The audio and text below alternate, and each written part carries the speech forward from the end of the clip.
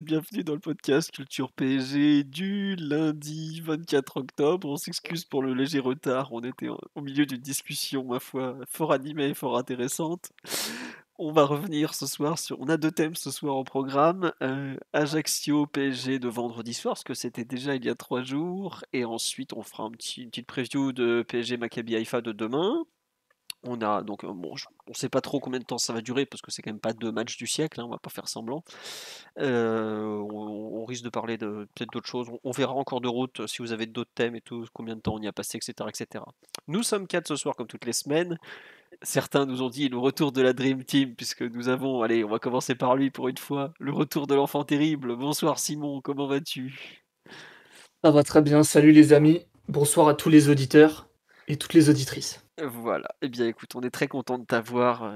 Tu as été demandé à corps et à cri par la communauté. Pourquoi il vient pas? Pourquoi ci? Pourquoi ça? Mais Simon a un emploi, et donc il ne peut pas forcément être là tous les lundis. Il n'a pas eu le temps J'ai de voir des, tous les matchs. j'ai des prérogatives. Voilà, exactement. Tu dis ça bien. On voit que t'es devenu un actif désormais, François. François, n'importe quoi. Bref. Bonsoir Mathieu. Tu es là aussi normalement? Salut à tous. Voilà. Normalement, n'hésitez pas à me dire pour le son. Et normalement, Omar est là. Bonsoir Omar. Bonsoir à tous. Voilà. Alors, on est là. Vamos, le retour de l'enfant terrible. Évidemment, vous avez promis que dès qu'il était disponible, il serait là. Donc on n'a pas menti, il est là. Bon anniversaire, bah, c'est très gentil. C'était samedi. Je ne vous dirai pas quel âge j'ai eu, mais en tout cas, on commence à compter les années. Il y a plus beaucoup de place sur le gâteau, on va dire. On va donc attaquer tout de suite. Et merci à Daz92 pour le sub, c'est très gentil.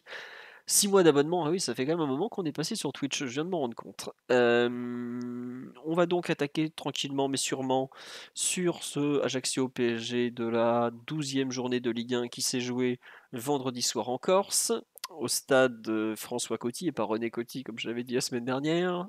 Victoire 3-0 des Parisiens, but de Kylian Mbappé 24e minute, but de Lionel Messi 78e, doublé de Kylian Mbappé 83e, le buteur étant le passeur de l'autre à chaque fois.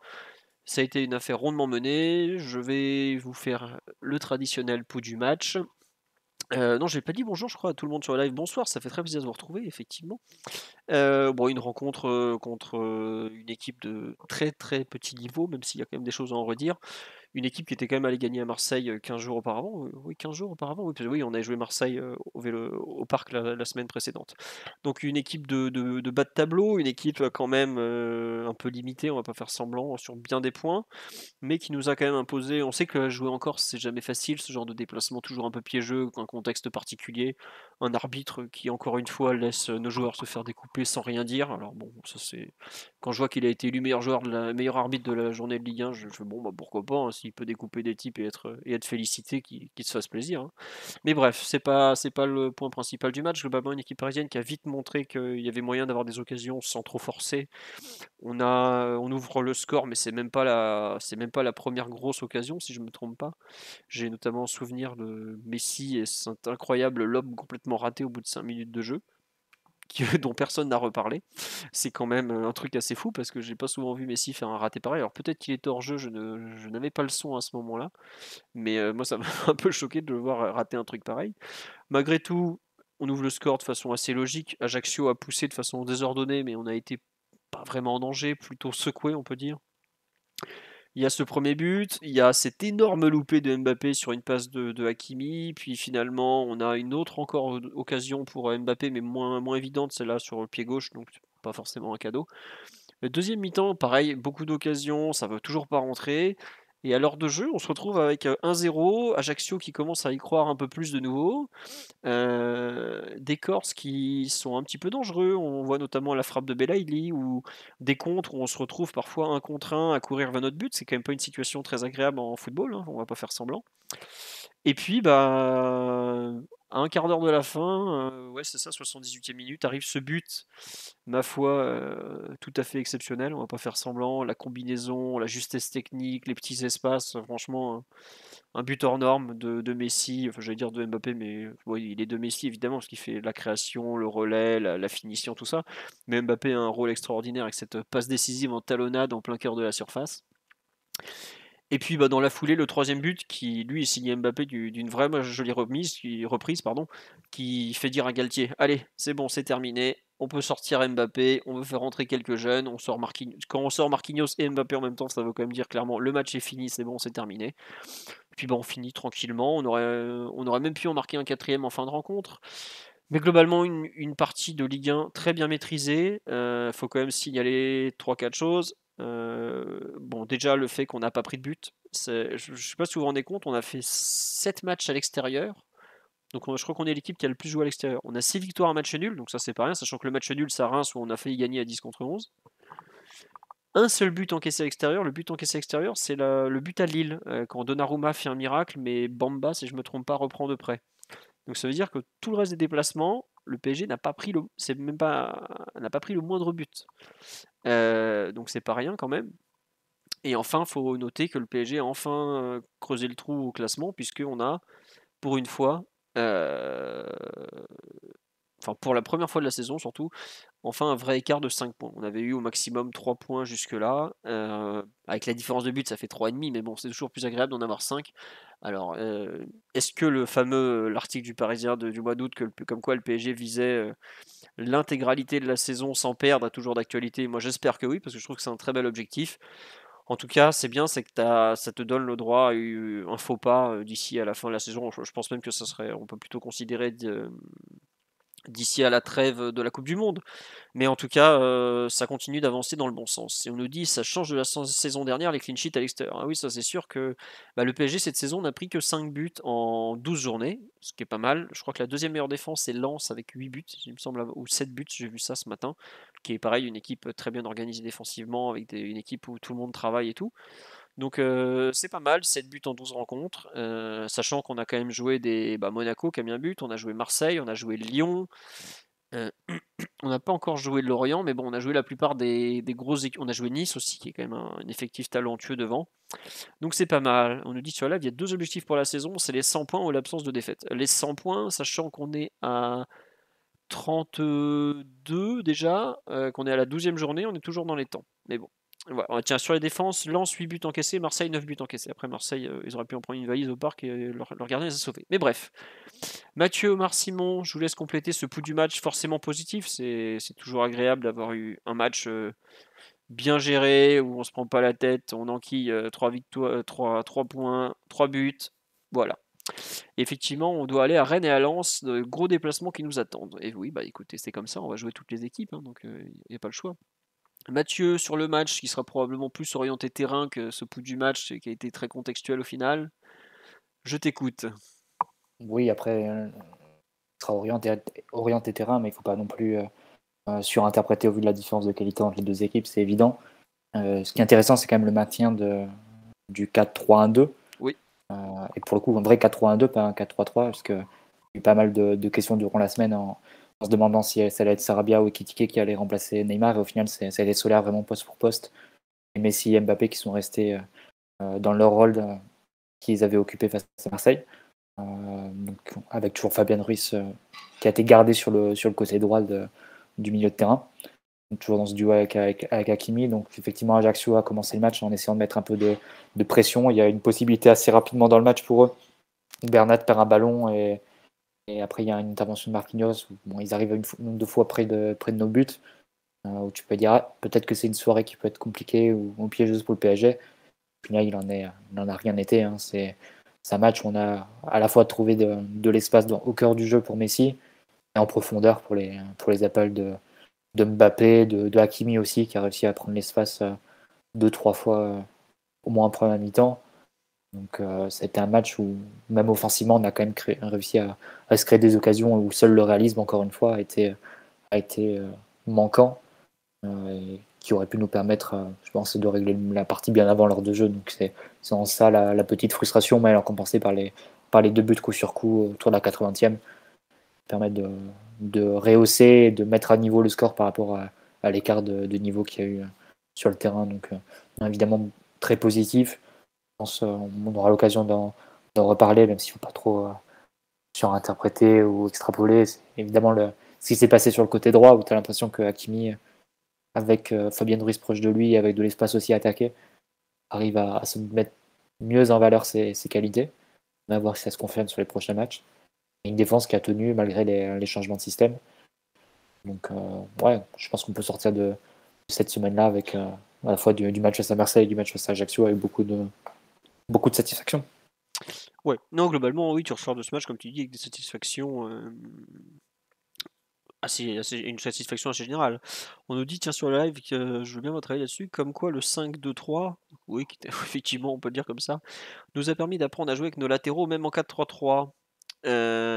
Ouais, qu'est-ce que vous en pensez justement de ce fait que, paradoxalement, on a l'impression que le passage à 3 au milieu va plutôt libérer nos latéraux, notamment Achraf côté droit. Je sais pas, Mathieu, si tu veux réagir ou si on lance l'enfant Bah, il y terrible. a à la fois ce qu'on fait de nous, mais aussi ce que fait l'adversaire. Hein. Ajaccio laissait quand même un côté assez ouvert. Et Hakimi a pu prendre vraiment, s'infiltrer de nombreuses fois en première mi-temps. Donc c'est aussi l'Ajaccio, je pense qu'il tenait pas forcément très bien la largeur. Mais c'est vrai que le fait d'avoir Fabien Ruiz au cœur du jeu, déjà il attire un adversaire. Parfois, quand il décroche en plus dans ses positions un peu de latéral ou entre l'axe et le côté, le milieu offensif gauche adverse vient plutôt vers lui. Ça laisse quand même le côté à Hakimi s'il arrive à avoir un bon timing sur ses appels, ce qu'il fait en général. Par la suite, quand Fabien a le ballon, évidemment par son profil, il va être plutôt orienté vers l'intérieur du jeu et donc pour alimenter ce qui se passe sur son côté gauche. Et là aussi la capacité on va dire de renverser et de fermer le pied si on veut et d'ouvrir plutôt sur le côté droit. C'est-à-dire que oui, c'est vrai que cette position l'oriente vers le côté gauche. Elle ne le rend pas non plus aveugle sur ce qui se passe de son côté droit. Et 2-3 fois aussi dans le match, il a réussi lui-même à lancer Hakimi. Une autre fois, ça a été Solaire d'ailleurs. Ouais. Il est trouvé en profondeur. Donc c'est vrai que tu as l'impression qu'il y a une meilleure utilisation du côté droit, mais aussi elle va de pair, je pense, avec une utilisation du côté gauche qui est sans doute moins flamboyante, sans l'absence de Nuno Mendes, avec Bernat qui est un rôle plus conservateur évidemment. Ouais. Le côté plus utilisé par Mbappé. Attends, trois autres remarques. On nous dit, oui, vous pensez que si on avait fait le trou plus rapidement, les jeunes auraient eu plus de choses. Ah oui, évidemment. Bah, d'ailleurs, on a vu que Galtier attendait que ça. Hein. Paradoxalement, je pense que Ekitike, Zahir Emery et Bidjabou, par exemple, seraient rentrés plus tôt si Mbappé avait marqué plus. Ça paraît assez évident, mais bon, c'est comme ça. Concernant justement le changement de système et latéraux, on nous dit Hakimi profite aussi du fait de partir de plus bas et d'arriver lancé ainsi que de l'absence de Mendes. Bah oui, le fait d'arriver plus bas, oui, et lancé, c'est effectivement quelque chose qu'on retrouve chez lui.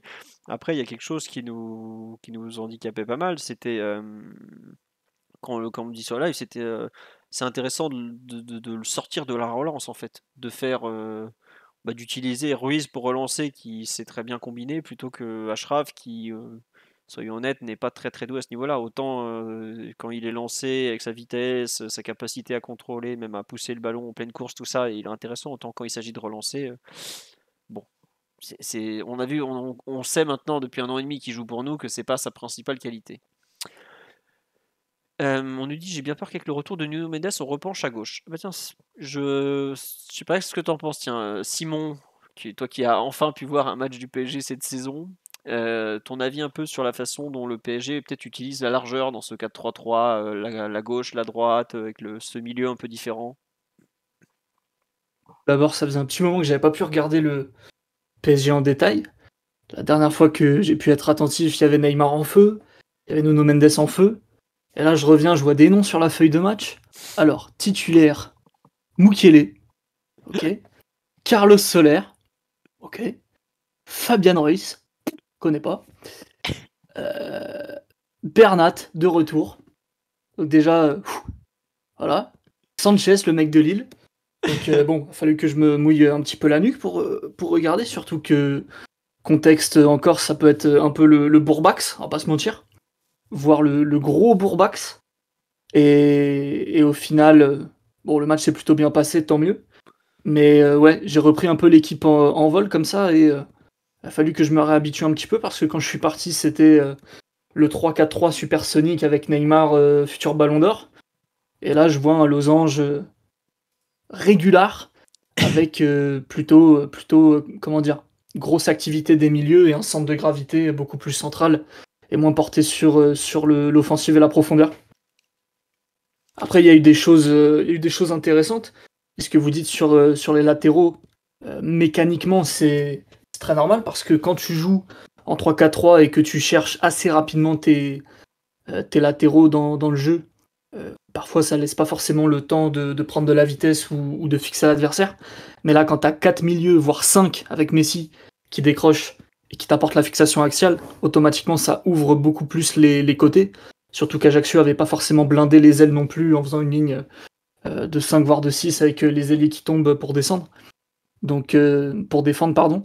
Donc, automatiquement, ça ouvre des espaces beaucoup plus grands et des angles de passe intéressants aussi. Et effectivement, j'ai vu que les 35 premières minutes du match, mais ça a ouvert quelques courses plutôt intéressantes et qu'on aurait pu mieux jouer d'ailleurs. Ah, ça t'a pas. Justement, l'évolution de la relance quand t'es passé du 3-2 de début de saison à une sorte de carré maintenant pour relancer vraiment, ça t'a Bah, aussi. le carré pochettinien me va bien, moi.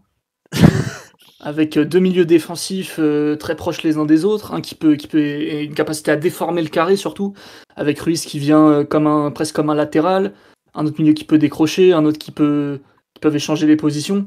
Ça, c'est des choses qui moi, me parlent plus. Peut-être mobiliser moins de joueurs à la relance pour mieux fixer l'adversaire, un petit peu plus haut sur le terrain, et derrière trouver l'espace en profondeur. Plutôt que d'accumuler beaucoup de joueurs derrière le ballon pour pas dire trop de joueurs et rendre le moment de le changement de rythme plus Plus haut sur, imprévisible. plus haut sur le terrain aussi peut-être. Ouais, et moins imprévisible surtout parce qu'à un moment donné, plus tu mets des joueurs en position d'attaque, moins c'est facile pour l'adversaire aussi. Quand t'es le PSG et que les risques sont tout à fait modérés à avoir ce genre d'animation, quoi. On me demande si c'est bien toi. Ah bah oui, oui, vu la présentation de la rencontre qu'on a eue, il n'y a aucun doute, c'est bien lui, hein. Non, non, il est là le bougre. Ok, Omar, sur un peu la façon qu'on a eu d'animer peut-être ce losange au milieu de terrain, toi je sais que tu as apprécié ce trio, enfin globalement même l'animation en général, à part si tu veux revenir sur le match en façon plus large, hein, comme tu Non, veux. non, rien à ajouter sur, sur la rencontre. Bon, après, moi, l'animation en losange, c'est une animation que j'adore de manière générale parce elle ouvre beaucoup les côtés et met beaucoup de densité à l'intérieur. Et si tu as des joueurs justes techniquement et qui ont une bonne interprétation des espaces et des déplacements, ça peut donner un côté très imprévisible dans ta façon d'attaquer et aussi beaucoup de domination territoriale.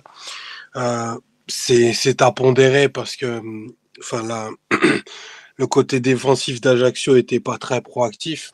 Mais néanmoins, je pense que si tu vois les matchs qu'on fait, notamment Ruiz et Messi, c'est pour ce genre de joueur que tu peux te dire qu'une animation en losange peut avoir son sens, même avec les profils de milieu que l'on a et qui peuplent l'effectif aujourd'hui. Donc c'est plutôt à mettre au crédit. Après, moi, je corrélerais pas ça à la performance d'Hakimi, notamment, parce qu'on a vu que, notamment dans la première partie de saison, Galtier a toujours tout voulu faire pour avoir des côtés qui étaient hyper ouverts et il a demandé du coup beaucoup de punch à Mendes et à Hakimi pour qu'ils puissent être des animateurs d'action défensive mais aussi de profondeur avec des actions qu'il a demandé de jouer très très haute et parfois même en bout de ligne et probablement que athlétiquement et de la façon dont l'équipe attaquait,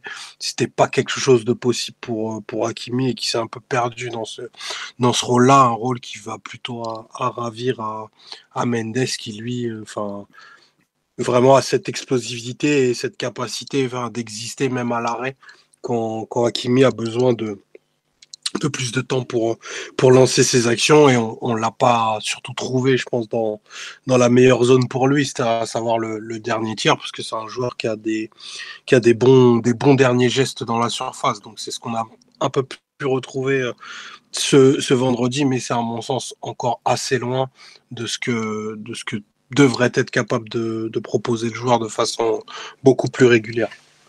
Oui, oui, de façon constante. Bah, d'ailleurs, là, tu vois, il doit en théorie avoir une passe décisive, mais c'est un match où, avec un peu d'application, de ci, de ça, il peut finir avec un but, de passe D ou autre. Parce que quand il donne le ballon à Mbappé, par exemple, il fait même pas un bon contrôle au départ. Il est un peu. il arrive, il a un tel boulevard sur l'aile, comme le disait Simon, qu'il arrive à se retrouver en très bonne situation. Mais il peut faire beaucoup mieux, quoi, tout simplement. Enfin, c'est ça qui est fou avec un peu ce 4-3-3, c'est que je trouve qu'il y a. Enfin, 4-3-3, je simplifie, c'est vraiment 4-3-1-2. Il y a beaucoup de bonnes choses déjà, et tu as l'impression que tu as encore beaucoup de marge. Bon, tu as déjà aussi des défauts qui apparaissent, hein, mais c'est normal, forcément tu as plus de mal à défendre la largeur, tu vois des fois des petits trucs où oh, c'est pas normal, hein. Mais globalement, c'est pas mal en termes de construction, et je trouve que quelque chose sur lequel on a beaucoup de mal, c'était la relance.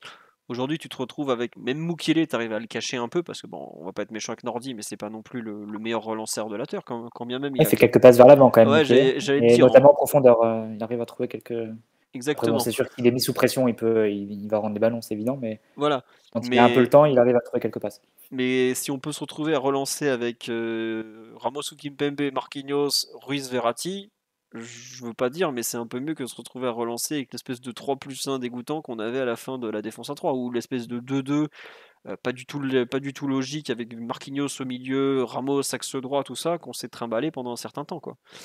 Donc,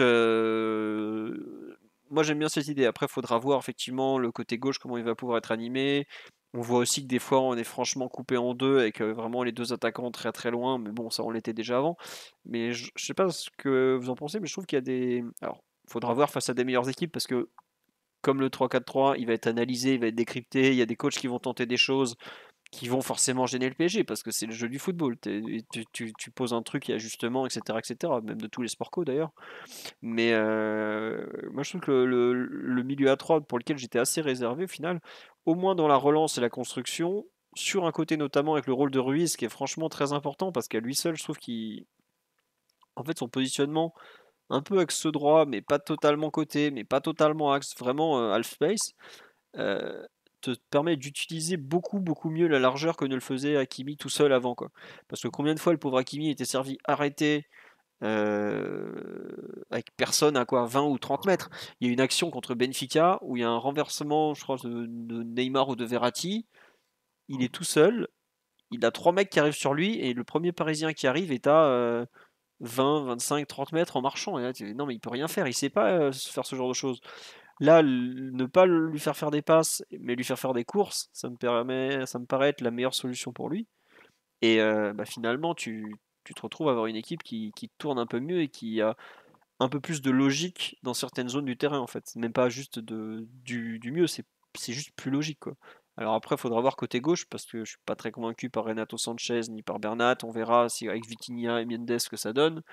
On verra aussi ce que ça peut donner avec Mbappé un cran plus haut, parce qu'on avait vu que dans l'occupation des zones, ça bouchonnait. Mais en tout cas, je trouve que ce changement tactique a au moins revigoré notre côté droit, même si tout n'est pas parfait. Je sais pas, Mathieu, si tu voulais rajouter quelque chose, ou Omar, ou Simon, mais voilà un peu comment je ressens à cet instant ce 4-3-1-2, qui n'est pas, donc pas un 4-4-2, quoique on peut parler de losange. Oui, Mathieu? Non, non, je te rejoins. Après, faudra juger sur un échantillon de match plus important. Je pense que les soucis qu'on peut avoir sur l'animation offensive, on voit que sur un match face à Ajaccio, le schéma préférentiel, quand tu joues comme ça, notamment avec l'attitude de Mbappé qui aime partir du côté, tu risques de te retrouver avec un souci d'occupation de la surface. C'est-à-dire que tu arrives à créer des occasions quand globalement Messi prend le ballon ou Neymar prend le ballon et lance Mbappé en profondeur. Et ensuite, il peut faire son appel, on va dire, oblique. Tu peux te retrouver en difficulté si des équipes t'attendent un peu plus bas, ne laissent pas forcément de profondeur et Mbappé est touché vraiment sur le côté, essaie de faire les différences et après pour centrer pour qui? C'est un peu ce qu'on avait vu face à Benfica, c'était pas le même système. Mais déjà avec Mbappé dans un rôle plus côté, et il faisait les différences sur son côté, mais centré dans la surface pour pas grand monde. Donc c'est peut-être quelque chose qui te guette aussi dans ce schéma-là. Après, sur le plan défensif, il y a la question de la gestion de la largeur, mais je pense que c'était un passage que Galtier a quand même bien négocié. On arrive, je pense, au bout de la logique de la défense à 3 avec toutes ces absences. Ça n'avait plus vraiment de sens de continuer avec, comme on l'a dit la semaine dernière, de continuer avec Ramos axe droit, Danilo axe gauche, donc plus Danilo blessé. Et déjà les deux pas à l'aise forcément pour relancer. Ensuite, essayer de te créer de l'espace en mettant Marquinhos dans une position vraiment hybride avec des montées au milieu encore plus nombreuses, mais c'est que c'est un rôle quand même qui devient assez exigeant et qui demande une lecture et une concentration quasi infaillible sur l'intégralité du match. Donc, je pense que là, tu vas un peu plus à la simplicité. Tu refais des choses simples, pour reprendre une expression qu'on aime bien ici, et tu mets des joueurs à leur poste globalement et dans des conditions qui peuvent assumer. Donc c'est quelque chose. De suite, l'équipe a même pas besoin en plus de beaucoup de séances d'entraînement pour trouver une forme un peu logique. C'est juste que les joueurs sont dans des positions un peu plus favorables. Après, évidemment, tu peux retrouver ponctuellement des situations plus compliquées. Je pense à Solaire par exemple, qui n'est pas dans un rôle idéal pour lui sur un match comme vendredi, bien sûr. C'était aussi lié à une absence comme celle de Neymar. Et aussi le schéma à 3 voire 4 milieux, ça te permet de malgré tout leur donner du rythme et en attendant de leur donner un rôle vraiment défini dans l'équipe et qui leur correspond, au moins de les permettre de les intégrer à la rotation, ce qui n'était pas le cas dans un schéma à 2 milieux de terrain où Vitinha et Verratti avaient des kilomètres d'avance. Ouais, non, c'est vrai. On va faire un petit tour sur le live. Il y a pas mal de questions, donc autant vous y répondre avec vous. Comment Galtier va faire avec le retour de Ramos? À cet instant, c'est pas très très compliqué parce que le dernier match, c'était Mukiele qui faisait le défenseur central droit et Marquinhos le central gauche. Mukiele, de par son statut, va probablement retourner sur le banc de touche. Marquinhos reprend l'axe droit et Ramos l'axe gauche. Après, il y a aussi la possibilité de jouer à 3, avec Ramos axe gauche, Marquinhos dans l'axe et Mukiele à droite. Axe droit, je veux dire. Ce qui va être plus compliqué à gérer, c'est le retour de Ramos et Kimpembe. Parce que Kimpembe, il n'était pas à Ajaccio. Il sera probablement pas titulaire demain, mais là, il commence à y avoir du monde. Et Galtier, il explique en conférence de presse qu'il a 5 milieux de terrain, qu'il faut trouver du temps de jeu. Certes, mais il a aussi 4 défenseurs centraux. Il va falloir leur trouver du temps de jeu aussi. Ouais, mais après, Philo, n'oublie pas qu'en début de saison, quand Galtier avait été interrogé sur Sergio Ramos, il sous-entendait clairement qu'il partait remplaçant. Enfin, dans ses plans idéaux avant de commencer la saison.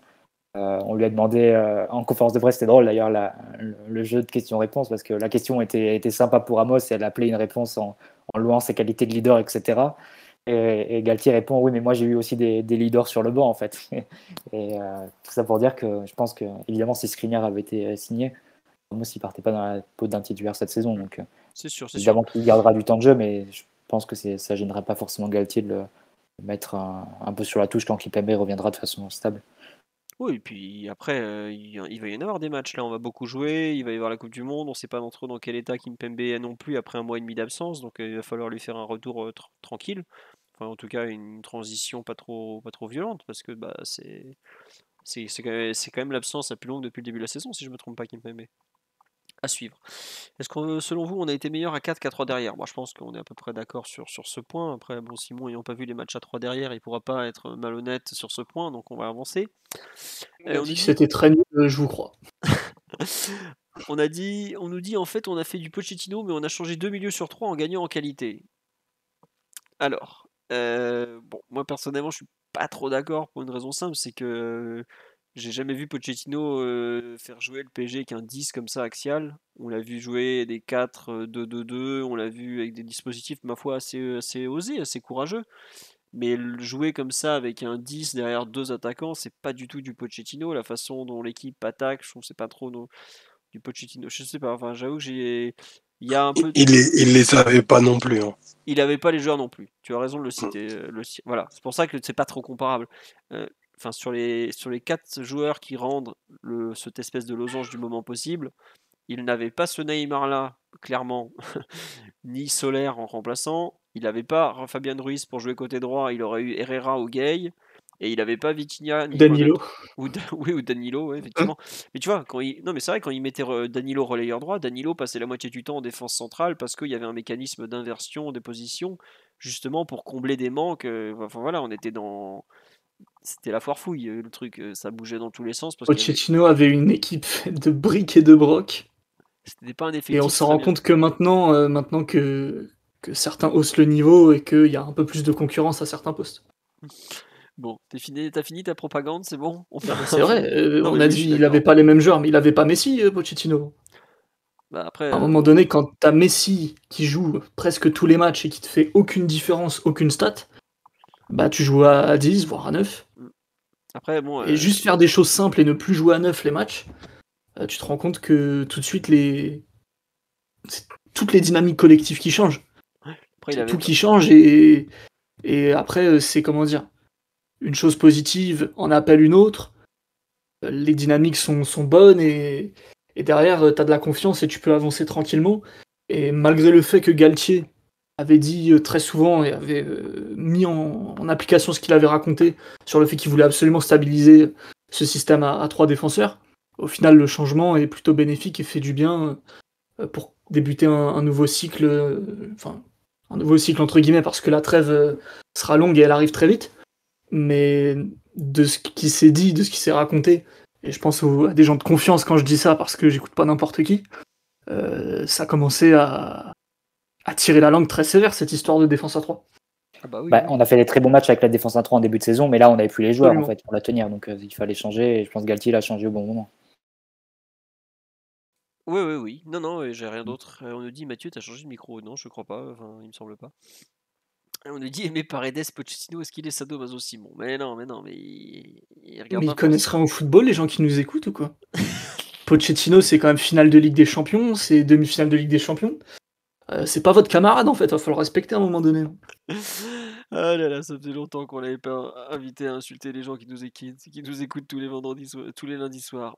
Attendez, j'avais une autre question que j'avais vue. Non, on peut pas redémarrer le podcast au début pour refaire le petit match. Faudra attendre la rediff. Est-ce que je vais être reconvaincu par Bernat? Bah écoutez, qu'il fasse des meilleurs matchs, tout simplement. C'est pas compliqué, mais le premier quart d'heure qu'il fait en Corse, tu le mets dans l'équipe d'en face, personne ne voit la différence, donc c'est un peu inquiétant. Donc voilà. Tout simplement, ça va pas plus loin que ça. Après, il fait une bonne fin de rencontre, mais bon, c'est pas. Enfin, je sais pas si enfin, l'écart de niveau qu'il va y avoir avec Nuno Mendes quand le Portugais va revenir, on va encore prendre la même claque que lorsqu'il y avait le changement en cours de rencontre. Donc, je lui souhaite d'être bon parce que ça nous intéressera. Mais c'est pas tout à fait le même niveau que le titulaire, c'est tout. Autre question que j'avais vue, que devient Pochettino? Bah alors là, actuellement, il a regardé l'offre d'Aston Villa, il a fait non merci, je vais peut-être pas aller vivre à Birmingham. Hein. Tuchel a fait pareil, et puis bon, ils sont allés chercher Unai, voilà. Qui lui, bon, après avoir vécu à Villarreal, s'est dit, on peut enchaîner une autre ville qui fait pas rêver, quoi. Enfin bon, c'est une interprétation un peu libre du choix de l'entraîneur. Mais bon, globalement, Pochettino n'était pas très intéressé pour aller à Birmingham. Sur l'aspect collectif. Comment ça, Unai Emery part de Villarreal? Oui, oui, Villarreal a officialisé la chose là, tout à l'heure. Ou Aston Villa. Ils ont payé la clause libératoire, 6 millions d'euros, ils ont leur coach. Tu sais, 6 millions d'euros en première ligue. Sérieux? Ouais, bah oui, oui, c'est la première ligue, hein, tu sais, bon. C'est comme ça. Hein. Après, je pense que On Unai, il peut avait faire fait. une minute de silence. Hein. Et Laurent Blanc a remplacé Peter Bosch aussi. Simon, je sais pas si tu étais au courant, mais Et c'était annoncé il y a 3 parce semaines. que ça, je sais parce que c'est quand même des trucs qui font la une du Parisien. Mais Unai en première ligue, je savais pas. Qui est de retour en première ligue, hein, je te rappelle qu'il a fait un passage. Nul. Bon, il a fait une finale d'Europa League quand même, hein, mais bon, à part ça, c'était pas terrible, terrible. On nous Ouais, mais à dit. Villarreal, il t'emmène Serge Aurier en demi-finale de Ligue des Champions, quand même. Et il t'emmène Villarreal au titre en Europa League, si je me trompe pas aussi. Parce que c'est pour ça qu'ils sont en Ligue des Champions l'année d'après. Aussi. Mais ça, il l'avait déjà gagné 8 fois, donc bon, c'est pas Ouais, spécial pour lui. ils battent Manchester en finale. Dans un match formidable, en plus. Bon, bah, bonne chance à Unai, hein, qui est passé chez nous, on le rappelle. Ouais, bah écoute, on lui souhaite bien du courage surtout, parce que Aston Villa, c'est pas forcément, comment dire, top. On nous demande si t'es au courant que Paredes a quitté le PSG. Bah oui, il a fait les cartons avec lui, hein, évidemment qu'il est au courant. Et je regarde plus la Juve que le PSG en ce moment, donc calmez-vous. Quelle horreur, quelle horreur. Bref, on nous dit Simon, c'est Paganelli, il regarde pas les matchs, il suit pas le football, mais il fait des émissions prime time. Une réponse peut-être, Simon, à cette attaque terrible. C'est totalement vrai. Et c'est bien pour ça que je le fais. Bon, voilà, vous avez la réponse de l'enfant terrible, c'est vrai, je suis comme ça, c'est vrai. Simon dehors, mais non, attendez, pour une fois qu'il vient nous voir, on en profite du one-man show de l'enfant terrible. Sur l'aspect collectif, est-ce que vous voulez rajouter quelque chose ou pas, messieurs? Bon, rien. Non, Il peut-être. y a quand même un truc sur Oui. la gestion des côtés qu'il va falloir régler parce que à un niveau un peu plus élevé, voir Fabian Ruiz ou Verratti couvrir la profondeur pour Achraf Hakimi, c'est quand même un problème, je trouve. Vas-y, développe si tu veux. Ah, toujours un peu pareil avec le PSG. Combien de joueurs est-ce que tu peux vraiment impliquer sur ta phase défensive et dans quel système tu vas le faire? Dans quelle base défensive en tout cas? Et qu'est-ce que tu mets en place par rapport à ça? Et quand plusieurs fois Hakimi se laisse un peu aspirer couloir par son adversaire direct et ouvre un espace dans son dos qui doit être compensé par des joueurs à peu près 4 fois plus lents que lui dans la gestion de la profondeur, je pense que Ajaccio ça va. Il y a des équipes où ça va pas pardonner en fait. Et ça, je trouvais ça un peu bizarre en fait de voir le mec le plus à même de courir vers son but, faire le pas en avant et ouvrir l'espace dans son dos alors que il y a des bonhommes peut-être un peu moins équipés physiquement autour de lui qui doivent derrière cavaler pour lui. D'accord. Omar, un Donc ça avis? fait partie des ajustements qui vont être faits de toute façon. Totale confiance au staff. Mais je pense que défensivement, il y a toujours des petites choses à régler. Sachant que bon, on devrait pas revoir ce 11 en beaucoup non plus. Ah non, non, c'était un 11 du vendredi soir pour un match de Ligue 1. Exactement. Voilà. Tiens, attendez, Simon, il y a une autre question pour toi après. Omar, sur un peu les ajustements défensifs que Simon demande, est-ce que tu les partages notamment? On t'a presque pas entendu, mon cher. Non, après, enfin, les replis, c'est une histoire de conditionnement collectif. T'auras difficilement un joueur pour compenser aussi rapide qu'Hakimi, hein. Je pense que sur la place, il y en a peu. Par contre, les sécurités, lorsque lui va prendre la profondeur, elles doivent être activées un peu, je dirais, mécaniquement. Et ça, c'est quelque chose que tu vois pas forcément au PSG quand tu as un joueur qui part à l'abordage. Enfin, en général, les pertes de balles de celui-ci sont sanctionnées assez durement parce que ben, les actions sont pas, comment dire, hyper suivies. C'est aussi l'écueil d'avoir des joueurs hyper fantasques qui ont des actions pas très lisibles. Bah, des fois, eux-mêmes déséquilibrent l'équipe parce que ben, enfin, prévoir ce que va faire Neymar ou Messi, c'est quasiment impossible. Et Hakimi, qui aussi enfin, va vraiment hyper vite, peut se retrouver aussi dans ce genre d'écueil s'il n'est pas suivi. Mais ça, je pense que c'est pas des problèmes de système, c'est vraiment des problèmes de comportement à la perte et de nature des joueurs du PSG. Très bien, très bien. Bah écoute, on va voir ce qu'on peut faire collectivement alors, parce que comme tu dis, Je pense que tu as quand même une question de système et de joueurs qui rentrent en compte parce que le losange, évidemment, ça ouvre les côtés. Tu peux être vulnérable sur les changements d'aile. Et puisqu'on faisait le parallèle avec Pochettino l'an dernier, faut pas oublier que celui qui couvrait le couloir d'Hakimi l'an dernier, c'était Danilo. Et ça avait pas mal stabilisé l'équipe quand Danilo avait pris le rôle de relayeur droit, même si ça avait coûté un peu en termes d'animation offensive. Je prends pour exemple le match face à Nice, on avait beaucoup débattu le match en coupe notamment. On n'avait pas concédé grand-chose, mais on n'avait pas fait grand-chose non plus. Donc oui, ça peut poser problème. Après, tu acceptes un peu ce risque et tu dis que tu as un milieu de terrain qui est capable de plus tenir le ballon, d'avoir une meilleure assise technique et donc de limiter les moments dans la rencontre où tu vas devoir subir les renversements de jeu et les centres adverses. C'est un peu un pari, mais bon, c'est un pari qu'on fait quel que soit le système, je pense, au vu du trio qu'on veut aligner. Donc on l'assume, on va dire. ouais, ouais, bah enfin, à partir du moment où tu mets 3 joueurs qui pèsent autant sur une équipe que Messi, Mbappé et Neymar, voilà, tu as forcément un parti pris qui est choisi. Donc à partir de là, tu composes, oui, tu vas faire des choses, voilà. Tiens, on nous dit sur ce que dit Simon, je suis d'accord, mais peut-être qu'il faudrait positionner les latéraux assez bas dans les 2 premiers tiers et les libérer une fois qu'on est dans les 30 mètres adverses. Je pense qu'à ce moment-là, les couvertures seront plus efficaces car dans un bloc plus compact. Oui et non, parce qu'après, tu peux aussi te Ouais. retrouver. Oui, vas-y, Omar. Non, non, mais ça marche pas comme ça parce qu'il y a des actions en fait. Donc tu peux pas. Ouais, puis je parlais pas de ça en fait, je parlais de notre phase de défense placée. Ah oui, d'accord. Pas les Ah contre, oui. quoi. Vraiment, quand Ah il bah faut non, bah défendre. non, ça on s'en fiche. Encore heureux qu'Hakimi il attaque la profondeur, ça va pas ou quoi. Mais non, mais en défense placée, je trouve qu'il y a plusieurs fois où on est un peu naïf dans le timing pour aller cadrer, les zones que tu veux couvrir et l'espace que tu peux libérer. Et ça, forcément, ça demande soit des réajustements, soit des compensations. Et je pense que ce sera fait de toute façon. Mais plusieurs fois, tu sens que Ajaccio est pas loin de te déséquilibrer, mais qu'il leur manque juste un peu de puissance, un peu de qualité, un peu de qualité offensive. Mais qu'une meilleure équipe aurait pu mieux y faire, je pense. Oui, oui, après, comme tu dis, tu as quand même peut-être un déficit de qualité sur les joueurs au coup d'envoi qui font que Ajaccio peut se permettre à suivre. Vous voulez rajouter quelque chose sur cette histoire de placement défensif dont parle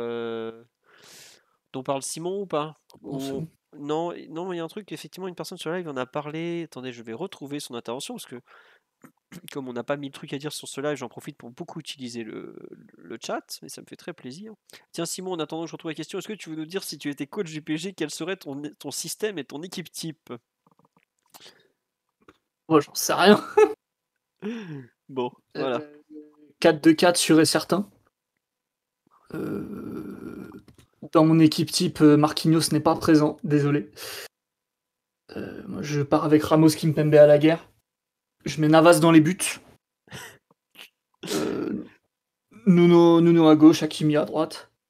Milieu, Verratti, Renato. Ah oui. Et les 4 attaquants, bah, c'est les. Icardi les en quatre- pointe, les n'oublie quatre pas. pointes. Et Icardi revient de très très vite, effectivement. Et tu refais signer Andrel, tu vas le chercher à Turin où il est en perdition ou pas? Ou c'est bon? Non, Simon, c'est bon, pas de Andrel? Ouais, c'est bon. Je le laisse tranquille. J'ai abdiqué. Ok. Faut savoir rendre les armes. Ah là là. Est-ce qu'il y en a qui disent qu'on est beaucoup à avoir pensé à toi en voyant l'activité de Ruiz? Bah écoutez, il s'avère qu'on a découvert que les milieux de terrain avaient le droit de courir, autre que le numéro 6, donc forcément on est un peu sous le choc depuis, mais bon. Écoutez, ils vont nous le renvoyer bientôt l'autre, donc on va bientôt récupérer des joueurs. Non, plus sérieusement, non, la question que je crois avoir retrouvée, c'était quant au fait que le coaching, notamment, je me questionne sur la gestion du temps de jeu des joueurs comme Ekitike ou les jeunes Titi. Bah justement, c'est une question qui forcément m'intéresse parce que j'espère que notre jeunesse pourra percer sous nos couleurs. Mais clairement, c'est lié au scénario du match. On a vu que Galtier voulait avoir 3 buts d'écart pour faire rentrer certains jeunes joueurs. Parce que peut-être qu'il y a de la frilosité, peut-être parce qu'il veut faire le trou en championnat avant justement de les lancer. Et moi, le changement, par exemple, on a beaucoup parlé du fait que Sarabia était rentré avant Ekitike, mais pour moi, c'est très logique. On joue en 4-3-1-2. À partir du moment où il sort Solaire, qui est le 1, que Messi. Si on fait rentrer Ekitike, ça veut dire que Messi devient le 10. Et donc on se retrouve devant avec Mbappé et Ekitike, qui sont deux joueurs qui défendent pas beaucoup, Messi qui défend encore moins, et les 7 autres derrière qui doivent se débrouiller.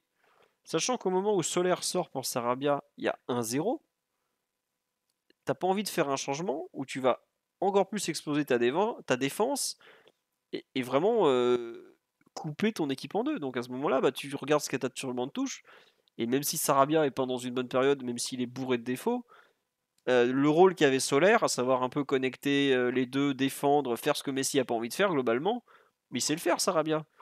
Bon bah voilà. Donc c'est un peu l'idée générale de ce changement. Après, dès qu'il y a eu les 2-3 buts d'écart, on a fait rentrer tous les jeunes parce que justement il faut leur donner du temps de jeu, ça guérir. Si les jeunes n'ont pas joué plus, moi je jette pas la faute forcément sur le Galtier, je dis plutôt à Kylian Mbappé, si tu bouffes pas la feuille en première mi-temps, ton pote Ekitike, il peut jouer 45 minutes et pas 10. Hein. Donc c'est aussi ça l'idée. C'est pour lancer des jeunes, souvent le plus simple pour les acclimater au plus haut niveau, c'est les faire rentrer dans des très bonnes conditions. Là, je regrette quand tu gagnes 1-0 à Ajaccio dans une ambiance un peu chaude, que en face t'en as qui ont la découpe facile. Bah, c'est pas les faire rentrer dans des bonnes conditions, quoi. C'est tout. On me dit comment ça, Ekitike, il défend pas, le mec a la chance de jouer 20 minutes et il va se permettre de pas défendre. C'est pas qu'il défend pas naturellement. Oui, déjà, c'est un attaquant qui est pas spécialement connu pour son repli défensif. Et en plus, défendre, faut savoir se placer, il faut savoir aller aux bons endroits. Et surtout, je répète, il y a un problème de place. S'il rentre, il est avant-centre. C'est pas lui qui va couper, qui va aller gêner Marchetti, et je sais plus qui c'était l'autre milieu axial d'Ajaccio, c'est pas son rôle. Il est à 30-40 mètres. Donc on peut pas lui demander d'aller dans cette zone-là. Ou alors il peut le faire, mais à ce moment-là, il peut pas être avant-centre en même temps. On va pas faire des inversions en cours de route. Enfin, c'est des trucs qui nécessitent un peu de travail. Sur une entrée en jeu comme ça, bah voilà, tant pis. Il avait qu'à être meilleur quand on lui a donné sa chance contre Nice, faut le rappeler. Déjà, c'est un premier point qui est un peu gênant pour lui parce qu'il était quand même passé complètement au travers. Et en plus, bah, malheureusement pour lui, le score était pas bon et c'est dur de sortir ou Mbappé ou Messi pour faire rentrer Ekitike alors qu'il n'y a que 1-0, quoi. Voilà. Enfin, moi en tout cas, je le lis comme ça ce coaching. Je sais pas, Mathieu, Omar ou Simon, si vous pouvez avoir un avis totalement différent, je l'écoute. Hein. Oui, Simon. Il faut quand même remettre tout petit peu le contexte, c'est que Galtier arrive ici dans une opportunité qui est quasiment inespérée pour lui, bien que méritée. Il est dans une logique de performance à court terme, parce qu'il y a une trêve avec la Coupe du Monde, donc il est obligé de prendre le maximum de points et d'asseoir un peu sa compétence, son autorité et ses résultats auprès du club et du groupe. On a bien vu que ça pouvait apporter une certaine rigidité, où il voulait pas trop changer les joueurs, faire des changements très tardifs, beaucoup de réticence à changer aussi le système, où il l'a fait qu'une fois qu'il était un peu contraint et forcé. Donc forcément, ça entraîne une gestion des remplaçants qui est un petit peu particulière. Beaucoup de... Conservatrice. Comment? Un peu conservatrice, un peu à l'ancienne. Oui, bien sûr, un peu old school, un peu... ouais, un peu... Un peu comme un coach, en régular. fait, comme un coach qui veut se rassurer. Et je pense que Galtier veut se rassurer jusqu'au bout, jusqu'à la trêve, et qui va pas prendre, entre guillemets, le risque de bazarder son équipe juste pour faire plaisir à certains observateurs ou certaines personnes qui gravitent autour de son équipe et qui aimeraient que Tartampion ou un autre ait un peu plus de minutes. Je pense que lui, il est dans une logique de performance à court terme, de création d'une équipe sur laquelle il va pouvoir s'appuyer tout le reste de la saison.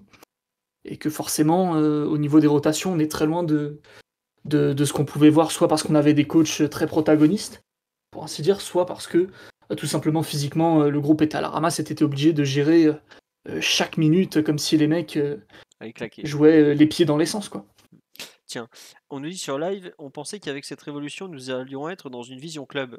Mais ce que décrit Simon, pour moi, c'est totalement une vision club. Tu t'appuies sur un groupe. Au départ, il s'appuyait sur un groupe de 11, puis un groupe de 12, 13. Avec le 12, ça a été Danilo. 13, ça a commencé à être Fabien Ruiz. 14, on commence à voir Mukele. Et peu à peu, il étoffe le groupe et tout. Et c'est un peu ça, sa vision club. Mais comme tu dis, Simon, il n'est pas là pour faire du turnover, pour faire plaisir, quoi. Il est là pour gagner des matchs. Sa crédibilité, elle vient des résultats. Je vous signale que quand son 3-4-3 commençait à tout sauter un peu, il en a pris. Enfin, déjà, on entendait déjà, ouais, c'est fini, tout ça. Alors qu'il a quand même pas perdu un match depuis qu'il est arrivé, Galtier. Même en amical. Il a pas perdu un match. Donc je comprends qu'il ait un coaching peut-être un peu conservateur pour l'instant. Et puis, bah, quand il connaîtra mieux son groupe, quand les derniers arrivés seront mieux acclimatés, quand les jeunes seront peut-être aussi un peu plus mûrs, un peu plus vieux, peut-être que son coaching va être différent. On parle du match contre 3 samedi. Il est possible sachant qu'on n'a que 6 jours, non, on a 8 jours entre Haïfa et Turin, mais c'est quand même 2 matchs très importants. Peut-être que ça va tourner un peu plus contre 3, oui. Est-ce que par exemple on n'aura pas Mbappé un peu au repos contre 3? C'est une question que je me pose.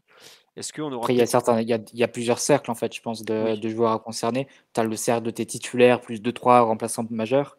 Tu as un cercle un peu élargi avec des joueurs comme Soler et Renato qui, mine de rien, ont très peu joué depuis le début de saison et qu'il faut quand même intégrer. Fabien était un peu dans ce groupe-là jusqu'à présent.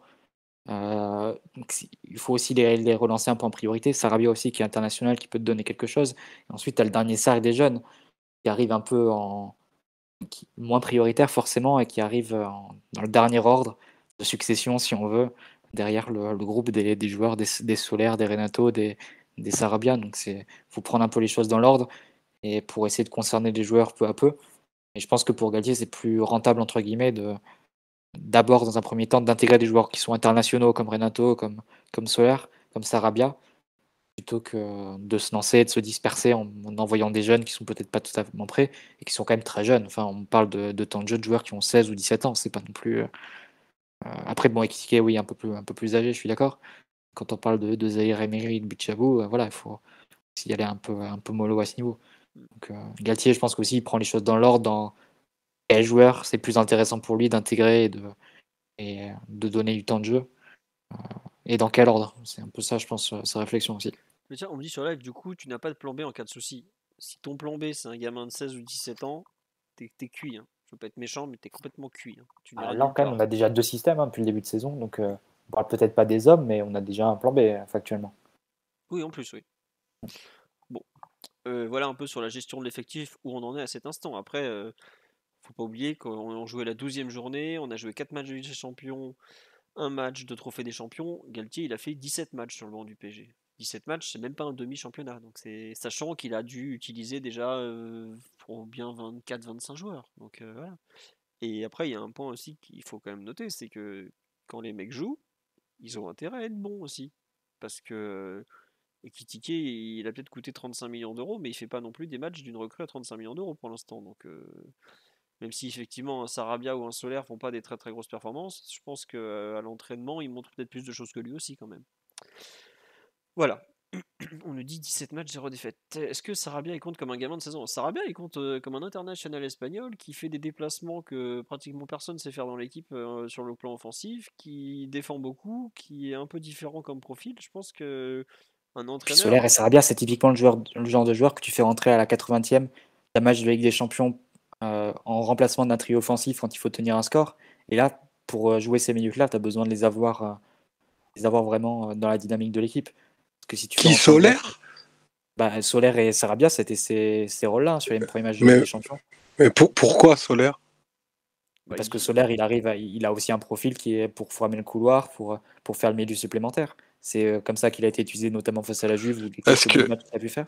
le, Ekitike, le il peut pas te faire ça, par qualifierais-tu exemple. le qualifierais-tu de coureur à pied? Je voudrais savoir. Le nouveau Herrera.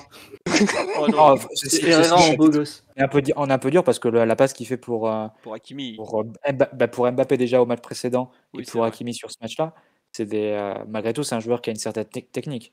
Et tu peux aussi voir les ballons qu'il a pu récupérer en première mi-temps. Après, c'est un rôle, je vais dire, plus de couteau suisse. Tu fais rentrer pour équilibrer. C'est pas des rôles, c'est un peu ingrat hein, comme rôle, etc.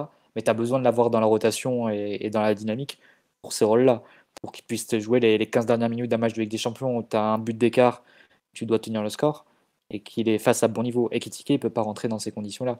Ekitike, c'est un joueur qui fait jouer pour opposer typiquement à Mbappé sur un match de Ligue 1 plutôt à ta portée.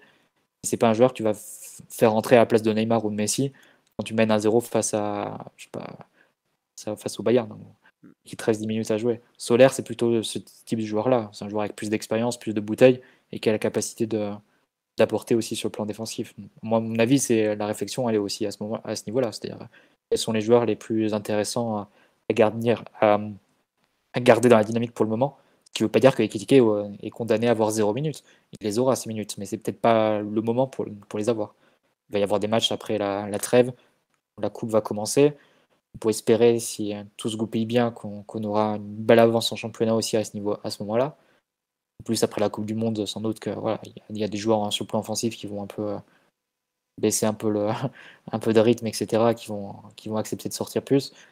Ah, voilà, mais il y aura aussi la Ligue des Champions qui rentrera dans ces derniers tours et donc forcément les matchs précédents, les matchs de Ligue des Champions seront des matchs à très très fort turnover et Ekitike il aura ses minutes, mais à ce moment-là, je pense que c'est plus intéressant d'avoir Solaire, Renato et Sarabia qui gardent un peu le rythme. Après, je suis d'accord avec tout le monde pour dire que Sarabia par exemple fait pas de bons matchs en ce moment et qui Ouais. lève pas du tout ses corners et ça nous emmerde beaucoup. Ça, c'est insupportable.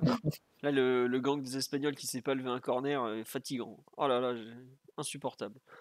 Tiens, on nous demande, et si tu perds, tu fais rentrer qui du coup? Bah ça, c'est une bonne question parce qu'on n'a jamais été dans cette situation. Bah, si tu Il perds, y tu avait laisses qu'à les trois. recruter des meilleurs joueurs, hein, c'est tout. Bah, non, mais si tu perds, tu laisses les 3 devant. Hein. Tu fais pas rentrer Ekitike à la place de Messi si tu perds. Hein. Je vous rassure tout de suite. Bah oui.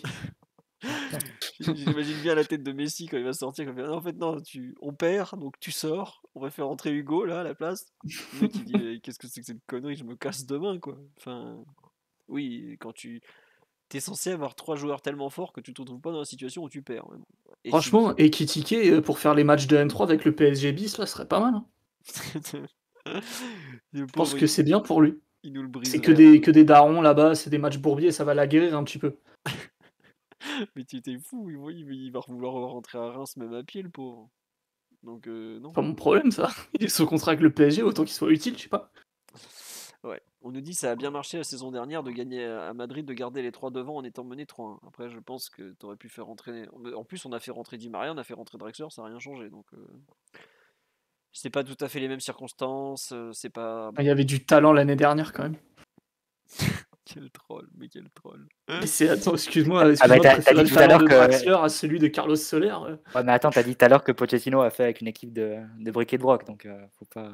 Ah bah Ah, ça, c'est sûr. T'es Je quand veux pas même- Parce défendre que les le deux. problème, là, c'est qu'il n'y avait pas seulement Di Maria, il y avait aussi Gaïa Herrera.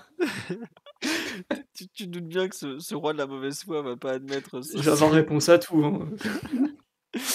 Bon, allez, on va passer au vite fait les perfs individuels parce qu'il n'y a pas non plus 1000 trucs à en dire. On a quand même fait 55 minutes sur la performance collective à Ajaccio, même si on est perturbé par le retour de l'enfant terrible, mais quand même. On a digressé sur plein de trucs et on n'a pas parlé du match. C'est vrai qu'on n'a pas beaucoup parlé du match, mais bah, ça permet un peu On de l'a fait faire un comme point. prétexte à d'autres débats. Exactement. On nous dit Draxler est blessé. Oui, 15 jours d'absence, il s'est claqué contre Porto. Bon, d'aucuns diraient que le joueur est claqué depuis un bail, mais bon, c'est une autre affaire. Oui, Simon, un avis sur la blessure de Draxler aussi, peut-être. Non, j'ai pas vu ces matchs. Donc, C'est pas très grave, t'inquiète pas. C'est les mêmes qu'avant. Donc, vous ratez donc pas grand chose. Sur les perfs individuels concernant ce match à Ajaccio, bon, Donnarumma, on n'a rien à en dire. Peut-être, vous voulez dire un mot sur la défense centrale, Marquinhos Mukiele ou pas trop? Peut-être, on aura quand même la confirmation que Marquinhos est quand même beaucoup plus à l'aise à 4-4-3, mais ça, on s'en doutait un peu, non? Ou sur les latéraux, bon, Hakimi, on en a déjà parlé pas mal. Vous voulez dire un mot du match de Bernat ou vous en avez pareil, rien à en dire? Oui, Nuno est de retour, rien à en dire. dans le groupe. oui. Nuno Romain est va de- fredonner l'hymne espagnol en direct pour C'est vrai qu'en plus, Si il y a ce des n'est belles que- paroles. Pendant 5 minutes, j'ai cru voir Vitinha. Entre la gestuelle, l'allure et certains déplacements, j'ai dit ah putain, mais il y a combien de milieux là? Puis non, en fait, c'était le petit Juanito qui était là. Je peux vous dire que dans sa bouche, c'est pas un compliment. Ah là là là là. Bon, on nous dit que c'est ma fixette. Ah non, Bernat, c'est pas ma fixette. Hein. Moi, j'ai même trouvé qu'il avait fait une deuxième mi-temps pas si mauvaise. Mais le début de match, ma foi, là. Ouf. Ah bah, il perd 3 ballons de suite, là. Entre la première et la 15e, c'est les 3 seules situations d'Ajaccio. Donc, ouais, il a eu une entrée en matière un peu compliquée. Bon, l'intermède s'achève hein, avec la confirmation qu'il faut lui trouver, je pense, un point de chute assez vite parce que le rapport sportif et ses émoluments, pardon, on va pas s'y retrouver là. Je sais que Bernat était longtemps considéré comme l'un des meilleurs spécialistes européens au poste après quelques buts dans des soirées européennes. Et là, il y a vraiment trop d'écart entre ce qui est demandé à l'équipe à ses latéraux et ce que lui a comme qualité et un temps de jeu qui va se limiter à 20 minutes par-ci par-là et quelques matchs avec des équipes un peu déséquilibrées et disparates en termes d'état de forme. Là, il y a vraiment pas match entre lui et le numéro 1 et franchement, c'est difficile. C'est difficile, on a l'impression qu'il est même toujours pas revenu de sa blessure. Enfin, si on commence à se contenter d'une première mi-temps, d'une deuxième période, pardon, aussi neutre que celle-ci, enfin, moi je préfère qu'on prenne Quentin Merlin, quoi, à ce rythme-là. Très bon joueur, Quentin Merlin. Non, mais oui, effectivement. Bon, comme on dit sur live, on a l'impression qu'il était. Il s'est jamais vraiment remis, quoi. Mais c'est comme ça. Bon. C'est pas, si tu vois, c'est pas un mauvais joueur, mais par rapport à ce qu'on demande, il est trop loin du compte. Moi, ce qui me choque surtout, c'est le rythme. Bon, il est vraiment loin, quoi. On nous dit combien d'années de contrat restant, Juanito? Bah, il est sous contrat jusqu'en 2025. Mathieu, je crois que c'est ça. Il avait prolongé 4 ans, je crois. Non, non, elle a prolongé 3 ans, je pense. 3 ans? 2024. 2024? Non, je crois que c'est Juanito. Je me souviens de lui et que ça fait sa tête et son fier maillot Juan Bernat 2025, malheureusement. Enfin, malheureusement, tant mieux pour lui. Hein. Ouais, non, c'est bien 2025. Il avait prolongé avec le maillot 2025. extérieur. Ouais, c'est Ah ça. ouais. Donc bon, voilà. Est-ce que de Bernat est dans le fichier purge, Mathieu? Je crois que ce bon Juan y est depuis un bon moment. Mais le Depuis fichier purge, septembre 2018 pour ma part. Mais... le fichier purge, il concernait tous les joueurs sous contrat l'an dernier, excepté 5. Par élimination, vous pouvez les trouver. Voilà. Bon, sur le reste de la ligne défensive, au milieu de terrain, on a parlé un peu de Fabien Ruiz. Vous voulez rajouter quelque chose sur le match de Ruiz Omar, Mathieu, Simon, il va nous le fracasser encore, donc on va. Ah non, attends, tu rigoles, c'est mieux quand même, c'est mieux. Ah, t'aimes bien quand même? Non, parce que Je sais des pas fois, si j'aime bien, mais les premières images que j'avais vues de lui étaient absolument terrifiantes. Et là, c'est bon, il joue au foot quand même. non, c'est un bon joueur quand même, on peut le dire. Ah, Fallait c'est faire un confiance à bon ceux joueur qu'il de avait vu en football. Italie un peu, Simon aussi. Ouais, un petit peu, mais j'ai pas. Enfin, ouais, si j'avais vu 12 matchs, c'était bien, tu vois. Enfin, 12 matchs en mode attentif, sérieux, concentré, pas juste en zappant le samedi après-midi sur Bein. Mais non, non, les premiers pas étaient pas super convaincants, on va pas se mentir. Et là, tout de suite, le fait qu'il puisse mettre beaucoup plus de rythme, que tactiquement, on lui ait trouvé un rôle aussi, ça change quand même la donne, surtout que une certaine fiabilité technique qui fait quand même du bien. Ouais. Moi, on nous dit Ruiz, nouveau Hugo Léal. Alors, il a le numéro, le 8 aussi, mais. Mais Non, il était il a. brave, Hugo Léal, qu'est-ce qu'il raconte? Non, rien à voir. Je suis désolé, Peuple été 2019, tu viens de te faire ratiboiser en direct par l'enfant terrible. Mais on vous aime quand même tous, hein. Moi, je vais passer 15 jours à gérer les plaintes, mais on vous aime tous. On nous dit Ruiz, c'est de la pata negra. Eh ben, écoute, pourquoi pas Omar, un avis culinaire sur Fabian Ruiz. À quel plat peux-tu le comparer? Ruiz, il pourra devenir le nouveau Paul Le Guen un peu. On n'a pas encore vu s'il a une qualité de frappe égale à la patate de Pancran, mais C'est ça. c'est un joueur, qui a des grosses qualités techniques déjà, et qui donne beaucoup de liants, qui malgré pas une super grande fluidité gestuelle, enfin est très mobile et couvre quand même énormément de terrain. Et moi, ce qui m'a surpris, c'était peut-être une facette de son jeu que je connaissais pas beaucoup, c'est grosse capacité d'anticipation et de correction. Donc ça, c'était vraiment hyper important parce que je pense qu'il est quasiment sous-utilisé au PSG. Moi, enfin, j'ai surtout des souvenirs de lui en sélection espoir espagnole. Enfin, dans le dernier tiers, c'est un joueur d'un grand niveau quand même, hein. Enfin, dans cette équipe-là, son association avec Ceballos, avant de faire hurler Simon, c'était vraiment deux esturgeons, quoi, capables de donner des ballons de grande qualité, de trouver des zones hyper compliquées de tous les endroits du terrain. Là, c'est vraiment plutôt sa fiabilité défensive qui est mise à l'honneur et la continuité qu'il donne à ta possession. Et c'est plutôt un joueur qui est très concret pour le coup. Donc, non, une bonne rencontre et c'est quelqu'un qui est en train de s'installer, je pense, dans l'équipe de façon assez fixe. Moi, je le vois d'ores et déjà assez dur de sortir de l'équipe. Bah là, il Bah, enchaîne. si le, ouais, Ouais, si le Mathieu, schéma vas-y. reste le même, c'est sûr qu'il a pris une longueur d'avance. Et je pense que le fait de jouer en faux pied, ça peut paraître une décision un peu bizarre, mais bon, déjà, il avait fait, comme on l'avait dit plusieurs fois, que ce soit en sélection espoir, bah, tu le disais, Omar, l'association avec Ceballos, c'était Fabian à droite et Ceballos à gauche. À Naples aussi, il avait joué un peu en faux pied, mais aussi sur le plan technique, ça lui permet de trouver des angles de passe sur le côté opposé, sans oublier non plus ce qui se passe sur son œil droit. C'est-à-dire qu'il réussit quand même à lancer Hakimi. Mais sur le plan défensif, je trouve que ça lui donne un avantage dont on ne parle peut-être pas forcément. C'est-à-dire que quand il se retrouve face à un offensif gauche, qui souvent sont faux pieds eux-mêmes, c'est-à-dire des droitiers qui vont rentrer dans l'axe, bah lui, il attend sur son pied fort et il peut intervenir. Et une fois qu'il intervient, par contre, là, il a la capacité technique de partir sur l'extérieur. C'est-à-dire qu'il se lève un peu le ballon et ensuite il part sur le côté droit en conduite un peu sur son pied droit. Et il a fait plusieurs fois sur un match comme vendredi. Il avait fait aussi face à l'OM.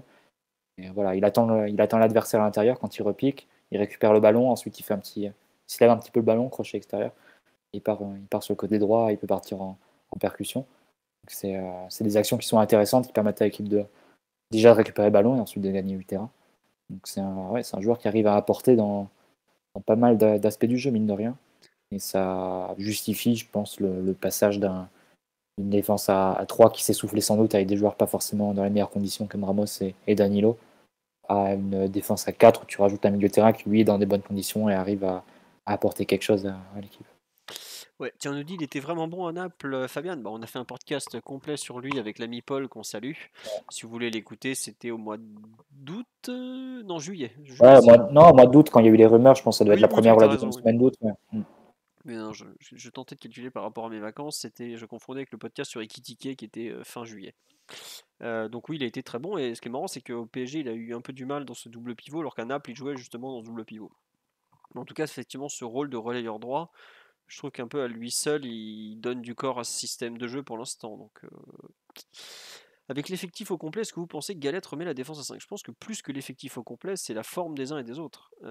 Si t'as pas trois bons milieux, si tu as tes pistons qui sont un peu fatigués, si tu as tes défenseurs centraux qui tirent la langue, si tu as l'équipe adverse aussi, il faut voir ce qu'ils proposent, l'équipe adverse.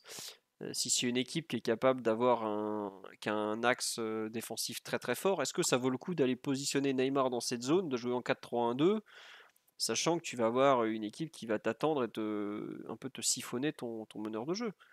Après, Donc, avec la défense à 3, Neymar est aussi dans l'axe. Donc je pense pas que ça change beaucoup pour le trio offensif, même si ça réduit l'influence de Messi, le passage à la défense à 4. Parce que voilà, Messi, quand on avait que deux milieux de terrain, Messi faisait le troisième. Et parfois, il se retrouvait vraiment plus bas, évidemment, que Vitinha. Parfois, même que Verratti, il jouait vraiment les premières passes à la construction. Ça donnait de très belles actions. Il ne s'agit pas de renier tout ce qui avait été fait à la défense à 3. C'est juste qu'à un moment, tu ne le tenais plus avec ce qui te restait derrière, en fait. Ça n'avait plus beaucoup de sens. Et maintenant que tu avais tes milieux de terrain à disposition et qu'il y avait besoin de temps de jeu, c'était sans doute plus rentable, aussi bien pour la dynamique de l'équipe que pour des questions tactiques de court terme, de passer à 3 milieux de terrain. Donc, après, à voir avec l'équipe au complet ce que ça peut donner. C'est bien d'avoir les deux alternatives déjà. Et avec l'équipe au complet, bah, je dirais que ça dépend pas mal de Ramos, en fait. C'est-à-dire que tu penses que le poste de défenseur central axe droit de Ramos, c'est quelque chose qui était vraiment du court terme parce que tu visais un autre joueur à son poste et donc ça justifie pas à lui seul de garder le schéma maintenant que tu as des milieux de terrain qui sont performants. Ou bien tu te dis, oui, c'est un schéma qui permettait certaines choses, qui gardait les trois offensifs assez proches les uns des autres. Et donc, malgré tout, tu préfères quand même garder Ramos, quitte à admettre que son niveau individuel est pas top, et pas idéal. Mais à choisir aujourd'hui, je pense que c'est mieux de persévérer dans la voie de la défense à 4, à court terme au moins.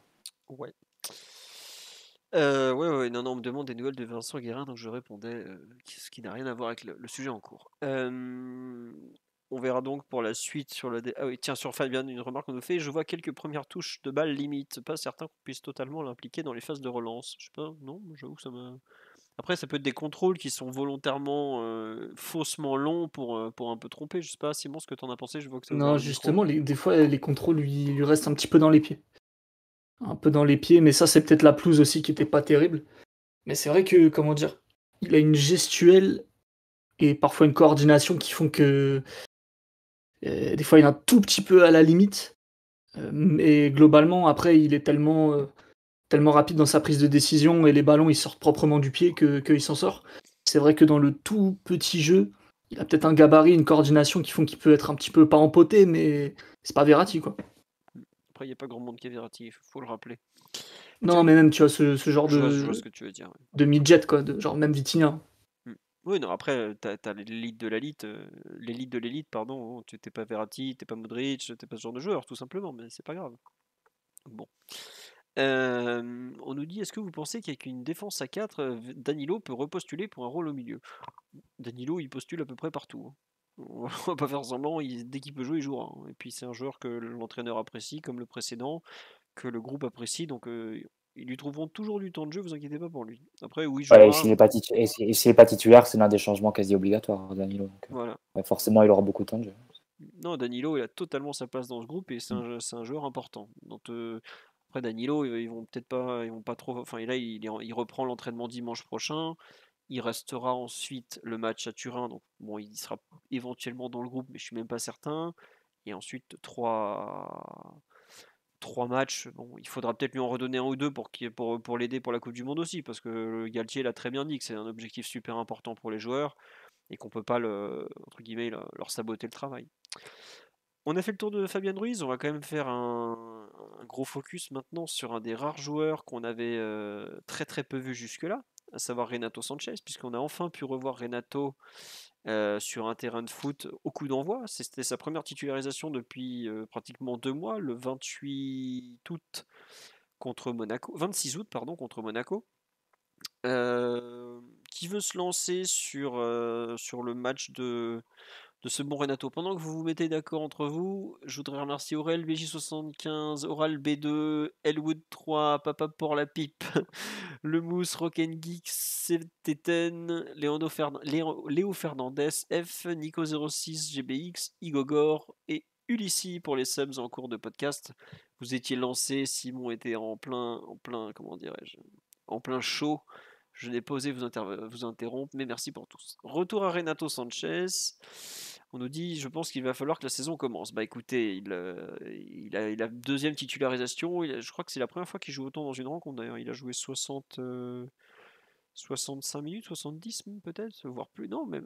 Non, entre 60 et 65. Ouais, qui l'a remplacé? J'arrive pas à me rappeler. Ah bah Vitinha, Vitinha, je voilà pense. pourquoi. Voilà. Mathieu, Omar, Simon, où je commence sur le match de Renato. Bah, tiens, je peux commencer si vous voulez. Il a joué 1 heure, oui, c'est ça. Non, j'avoue que déjà, moi, le poste relayeur gauche, plus le fait qu'il soit titulaire après ne pas avoir joué du tout pendant 1 mois et demi, ça m'a grave choqué. Enfin, on s'entend, hein. Je m'attendais vraiment pas à ce que Galtier fasse un truc pareil. On sait que c'est quand même un coach plutôt prudent, qu'il revenait de blessure. Je pensais vraiment qu'on allait peut-être un peu forcer sur Vitinha, quitte à le faire rentrer dès la mi-temps. Mais bon, bah voilà, la pelouse l'a pas aidé. On a vu en début de match qu'il est vraiment. Mathieu tout à l'heure parlait de garder les joueurs dans la dynamique collective. Lui, pour le coup, on voit qu'il est pas du tout dans cette dynamique-là. On voit qu'il est un peu hors tempo, qu'il sait pas trop où se placer. C'est vrai qu'on nous dit qu'il est sur le mauvais côté pendant la première demi-heure. Bon, bref, c'était pas facile collectivement, c'était pas facile individuellement. Le contexte n'était pas simple non plus. On va dire qu'il faut qu'il joue ce genre de match pour espérer retrouver ça mieux. J'ai vu certaines actions que j'ai bien aimées quand il prend la balle, qui porte, qui va vers devant, vers l'avant, qui fait parler sa puissance, parce que globalement, une fois qu'il a le ballon dans les pieds, il se met à enchaîner les cours, enfin, qui prend de la vitesse, c'est un tank, hein, tu l'arrêtes plus, quoi. Donc tout n'est pas négatif, je trouve, mais j'avoue que lui trouver ce rôle côté gauche, je suis assez perplexe, ne serait-ce que par rapport à son jeu. Autant par exemple, côté droit, si on se retrouve à devoir jouer, par exemple, Hakimi se blesse, on se retrouve à faire jouer Mukiele arrière droit. Je pense qu'en milieu relayeur droit, il sera beaucoup plus adapté que Ruiz sur ce genre de séquence parce que bah, justement, il faudra repenser un peu toute la dynamique collective de l'équipe. Autant sur ce côté gauche comme ça, où il n'y a jamais pratiquement joué, à ma connaissance, je suis franchement perplexe et autant le milieu à 3 me paraît parfait pour Ruiz, comme on l'a dit juste avant, autant le milieu à 3 pour Renato Sanchez, j'avoue que j'ai du mal à lui trouver un poste où il pourrait s'épanouir, sachant que côté droit c'est réservé à Fabian Ruiz. Devant la défense, je vois pas qui va sortir Verratti, il reste donc côté gauche. Ou alors, ce que je me disais, à la limite, il serait mieux dans ce rôle de faux 10 qui doit remonter les ballons, presser, tout ça, quoi. Mais Mais à gauche, il a beaucoup joué, Philo, je trouve, non? Je sais pas s'il est portugais pour nous confirmer qu'à l'Euro, il est rentré sur ce côté. je sais pas, pour Oui, moi, je le même il voyais jouait à sur ce droite, côté. hein. Enfin, C'était qui entre Joao Mario et lui qui jouait sur le côté gauche? ça devait être C'était pas aussi le mec là, qui était au Barça, qui est parti à Everton, qui jouait à gauche aussi de temps en temps? André Gomes? Ouais, je me demande si c'était pas Hmm. André Gomes ça, qui Je jouait crois que milieu gauche. Renato Sanchez, il rentre en cours de compétition. Mais à Lille, il a joué à gauche aussi. L'an dernier au Parc. Enfin, pas relayeur gauche d'un milieu à 3, mais axe gauche d'un milieu à 2. Oui, voilà, L'an mais dernier au Parc, c'est son poste, par exemple. bah, je Je sais pas, pense moi qu'il a dû aussi jouer milieu offensif gauche, soit sous Galtier, soit sous Gourvenec aussi. Hmm. Mais, Non, enfin, moi j'avoue que je suis un peu perplexe sur ce positionnement. Toi, tu l'es visiblement un peu moins et tu penses que c'est pas forcément Non, ça non, c'est qui le pas. gêne. Bah, après c'est peut-être que ça le gêne. Après, c'est vrai que tu fais un peu en fonction des préférences des autres et Renato vient un peu en complément par rapport à ça et peut-être qu'il le paye. Après, c'est clair que si on se projette sur le match de demain, et en l'absence de Verratti notamment, ça va être très intéressant de voir comment tu agences le milieu de terrain si tu le gardes à 3. Parce que t'as pas de remplaçant naturel à Verratti. Sans doute que tu peux te dire que celui qui est le plus proche de faire ce qu'il fait devant la défense, c'est sans doute Fabian. Mais est-ce que tu as envie de casser ce qui se passe côté droit entre Fabian et Hakimi, par exemple? C'est pas forcément quelque chose de naturel. Qu'est-ce que tu mets Vitinha devant la défense? Est-ce que tu mettrais Renato? Enfin, c'est pas un match comme demain, par exemple, tu peux vraiment poser la question de l'agencement. Après, sur Renato, je pense que c'est un peu global et pour Soler aussi. Peut-être que sur un match comme vendredi, ils sont pas dans leur meilleure disposition sur le plan tactique, mais il faut qu'ils aient des minutes, qu'ils arrivent à rentrer dans la dynamique et avoir un peu de rythme. Parce que si tu attends que leur poste idéal se libère pour les faire jouer, au final, même à ce poste-là, ils ne réussiront pas à être performants. Donc, il faut qu'ils arrivent à intégrer des minutes. Renato, il a perdu beaucoup de temps avec les blessures en plus. Solaire avec son transfert qui a été très tardif. C'est des matchs comme ça où tu dois les intégrer, et, quitte à ce que le contexte soit pas idéal pour eux, mais malgré tout, ouais, il fait 60-70 minutes. Je pense que la deuxième mi-temps est plutôt positive pour côté Renato. Voilà, ça doit participer d'une montée en puissance. Et comme pour le moment, on a trois joueurs au milieu de terrain qui sont titulaires, qui sont plutôt performants, tu peux te permettre de l'intégrer petit à petit et de lui donner les minutes progressivement sans trop en attendre Pour très répondre à court ta... terme. Donc ouais. Juste pour répondre à ta question sur l'interrogation, on va en reparler après, mais visiblement ils ont aussi Ruiz et Vitinha devant la défense aujourd'hui. Voilà. Et on me dit sur l'Euro 2016, un ami d'origine portugaise, Renato était à droite, William Carvalho dans l'axe, et c'était Adrien Silva à gauche. J'ai confondu Adrien Silva. Non, Adrien Silva, en fait, le Portugal jouait en 4-4-2. Tu avais Adrien Silva et William devant la défense. Et sur les côtés, tu avais Renato et João Mario. Et la question, c'est de savoir si c'est João Mario qui joue à droite ou Renato. Bah écoute, il va falloir que je redemande à mon ami, mais voilà où Je crois, hein, je veux pas non mais vous inquiétez pas, dire une bêtise, et on va surtout s'il lancer y a le des Portugais sur le Val-de-Marne live à qui cette peuvent me corriger. rousse. Je vais appeler Jordan directement tout à l'heure, Mathieu, on va en reparler. Et on nous dit Renato à droite quasi sûr. Moi j'ai aussi le souvenir que j'avais, notamment parce qu'à un moment il se retrouve à frapper, il marque contre la Pologne, notamment en quart de finale depuis cette position. Ce qu'on me rappelle effectivement. Omar, sur le match de Renato, un peu où il en est aujourd'hui, qu'est-ce que tu en as pensé? Absolument rien, parce que je trouve que c'est pas un match qui ressemble aux joueurs. Déjà, il y a eu cette alerte là, à l'échauffement, Ah oui, sur qui. la cheville, c'est ça? J'ai pas suivi en Ouais, fait, j'ai découvert après. ouais, ouais, ouais, il a eu une alerte sur une frappe. Je pense que ça traduisait, je pense, déjà un peu beaucoup de la crispation du joueur, enfin qui s'est employé à faire des choses en réalité très basiques, quand on sait que c'est un joueur qui prend en général beaucoup de risques avec le ballon, qui a beaucoup de contrôle orienté, qui tente des passes longues, chose qu'on a très peu vue dans la rencontre, parce que je pense qu'il a besoin de se rassurer et d'entamer en réalité sa saison, chose qu'il a très peu pu faire aujourd'hui. Il y a beaucoup de discontinuité dans les minutes qu'il a pu avoir, aussi par des performances, mais notamment par des pépins physiques. Et je pense que, enfin, la meilleure version de Renato, en tout cas celle qui fait de lui le joueur qu'il a pu être, à savoir très intéressant par moment, ça passe obligatoirement par la pleine possession de ses moyens physiques et une espèce de prise de risque mentale qui va lui permettre d'être beaucoup plus relâché que ce qu'il n'est aujourd'hui. Donc, est-ce qu'on le verra avant la trêve? J'en doute parce qu'il reste en réalité assez peu de créneaux pour qu'il puisse donner sa pleine mesure. Ouais, on va lui donner les matchs, je pense, contre 3 de nouveau, on le reverra. Je pense que demain contre Haïfa, on va le voir avec quoi, 20-25 minutes. Et contre 3, peut-être on le reverra dans le 11 de départ.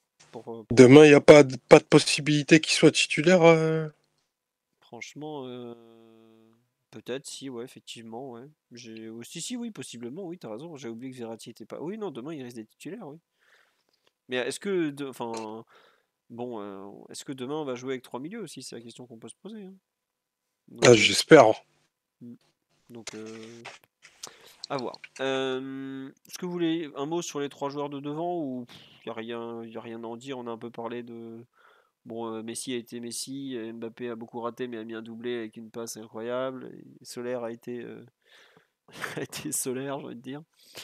Non, il y a un autre joueur dont vous voulez parler après Renato ou on passe à notre incroyable PSG Maccabi Haïfa de demain.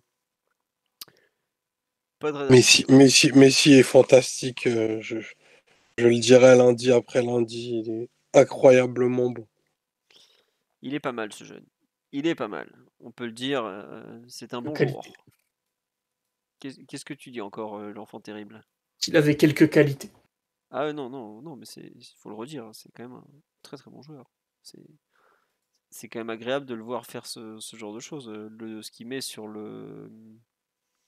comment dire, le dernier but, enfin le dernier, le but, c'est pas rien quoi quand même. Faut le rappeler. Enfin, l'enchaînement, la vision, tout ça, c'est quelque chose quand Pour même. beaucoup, ce serait le but de leur carrière. Normal. Non mais oui, Ouais. qu'est-ce que je dise? Oui, ça serait le but de beaucoup de joueurs, oui.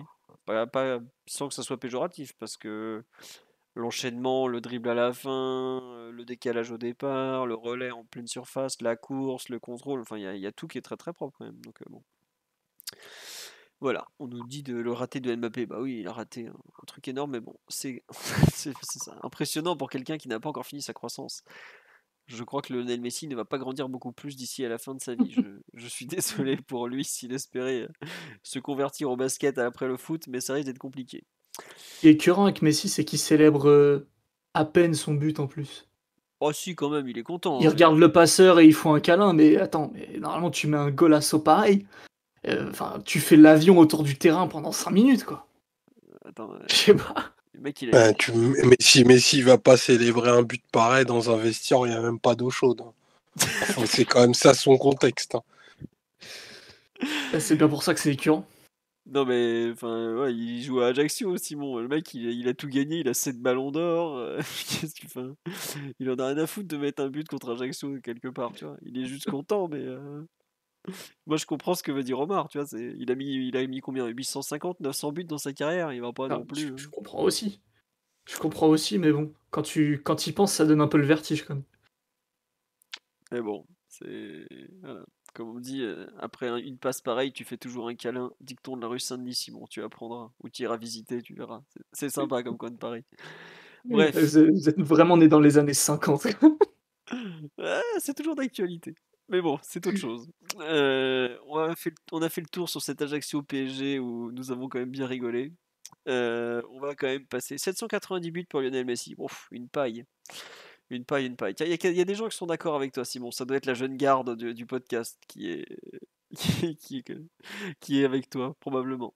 On va donc passer au match de demain soir qui est PSG Maccabi Haïfa, je cherchais, je n'arrivais plus à retrouver, excusez-moi. On a donc, je peux vous remémorer les absents, à savoir Danilo qui est en phase de reprise, qui est encore en salle et qui devrait retrouver l'entraînement dimanche prochain, comme je l'ai dit il y a quelques minutes, et comme il s'appelle, Verratti qui est suspendu, et c'est tout, me semble-t-il. Oui, après, il y a. Pardon, excusez-moi, c'est moi qui ai tapé dans le micro. Les jeunes Kari et Garbi ont été relégués avec la Youth League, mais c'est assez normal puisqu'ils ont un gros match aussi. Est-ce que vous avez une idée de la compo probable, nous demande-t-on. Eh ben, écoutez, ça tombe bien, c'est le premier thème sur ce PSG Haïfa. Alors, tiens, première grande question, à votre avis, est-ce qu'on sera plutôt 3-4-3 ou plutôt 4-3-3, enfin 4-3-1-2 sur le match de demain? Mathieu, Omar, Simon, qui veut se lancer sur ce débat? Alors, aujourd'hui à l'entraînement, si vous voulez un peu des billes, ils ont plutôt travaillé 4-3-1-2 avec justement Neymar en 10, Messi et Mbappé devant. Et donc le milieu à 3, c'était Verratti, pas Verratti, Vitinha ou Ruiz devant la défense, Renato Sanchez euh, à gauche, si je me trompe pas, et puis on a inversé Vitinha, désolé, j'ai du mal, Vitinha Ruiz sur le côté droit. On nous dit ça dépend de l'organisation de Haïfa. Est-ce que vous avez une idée? Alors justement, Galtier a annoncé qu'ils avaient changé de système parce qu'ils avaient eu un petit coup de mou après le match. Après, il y a quelques semaines. Après, ils ont tellement marché sur l'eau pendant un temps. J'avoue que je ne sais pas du tout dans quel système joue le Maccabi Haïfa, donc je vais aller voir ça tout de suite. Mathieu, Omar, Simon, selon vous, on joue demain toujours 4-3-3, enfin 4-3-1-2, continuité plutôt? Mathieu notamment? Bah, ça, ce serait logique, mais c'est vrai que la suspension de Verratti t'embête un peu quand même. Parce que t'as pas de remplaçant naturel qui se pose devant la défense. Surtout si tu veux garder Fabian dans une position un peu axial droit euh, où tu peux l'utiliser dans sa relation avec Hakimi. Est-ce que Vitinha est capable de faire ce que Verratti fait devant la défense? Pas forcément en termes de rayonnement et de niveau, mais ne serait-ce que de reprendre le rôle? Peut-être. C'est un peu ce qu'il faisait à Porto, hein. Il était responsable de la première passe aussi. Même si à Paris, on l'a souvent vu dans un rôle plus offensif où il allait se projeter et compenser les mouvements, compenser les décrochages des offensifs en se projetant lui-même assez haut. À voir s'il est capable un peu de switcher comme ça et de faire ce qu'il faisait à Porto, mais en oubliant ce qu'il faisait jusque-là à Paris. Ça peut être un peu l'enjeu. Après, revenir à 3 comme ça, ce serait un peu étonnant. Passer en plus Ramos axe gauche. On a déjà joué avec l'axe Mukiele, Marquinhos et Ramos, mais c'était surtout en cours de rencontre, il me semble. On Donc joue voilà, avec. c'est compliqué. On l'a aussi, je crois, un match. Qu'on sait pas contre Nice qu'on joue avec ce trio-là. J'ai un doute. Il me semble que c'est contre Nice qu'on joue avec ce trio aussi. Parce que c'est le trio qui a fini à Danilo n'a Lyon. pas joué. Ouais. Non, Danilo est sur le banc puisqu'il avait joué tout le temps en sélection. Contre Nice, je suis sûr que c'est ça, parce que justement, on avait fait la remarque, c'est le trio qui a fini contre Lyon qui a été reconduit au match après contre Nice. Et ensuite, il réintègre Danilo dedans. Tiens, on me dit sur le live que Haïfa a joué en 4-3-3 contre la Juve, effectivement, après avoir vérifié les dernières compositions d'équipe. Ils sont passés en 4-3-3 depuis quelques semaines désormais, alors qu'ils avaient joué l'aller contre le PSG dans une sorte de 5-3-2 un peu bâtard. Voilà. Donc, pour jouer contre le 4-3-3 d'Haïfa, comment va faire Galtier? Moi, j'imagine effectivement plutôt la continuité en défense à 4. Pour moi, tant qu'on n'a pas Nuno Mendes, on ne rejouera pas à 3 en 3-4-3 en fait. La clé, c'est Nuno plus que n'importe qui. Plus que le milieu ou peut-être même les défenseurs. La clé, c'est un joueur, enfin, ce sont les pistons. Si t'as pas les joueurs pour animer les côtés, bah, tu joues pas comme ça et tant pis, tu meubles autrement, quoi. Puis le système est quand même très, très neuf. C'est peut-être un match où tu peux te permettre entre guillemets, de le roder, même si ça va être beaucoup plus compliqué qu'on l'imagine, parce que Haïfa est une bonne équipe, mais il faut continuer avec, voir jusqu'où tu peux aller. Tu vas pas non plus, enfin, si tu veux vraiment travailler deux systèmes en parallèle, comme c'est la déclaration de Galtier aujourd'hui, tu peux pas te permettre de faire deux matchs, tout couper et puis le ressortir dans 4 mois, quoi. Enfin, je sais pas Simon Omar ce que vous en pensez, mais pour moi, si tu veux un peu vraiment avoir deux systèmes, tu as joué 15 matchs avec l'un, 2 matchs avec l'autre, tu peux pas dire que tu as deux systèmes, non? Je sais pas Simon ce que t'en penses, toi qui aimes bien les systèmes de jeu. Parce que ça bouge pas.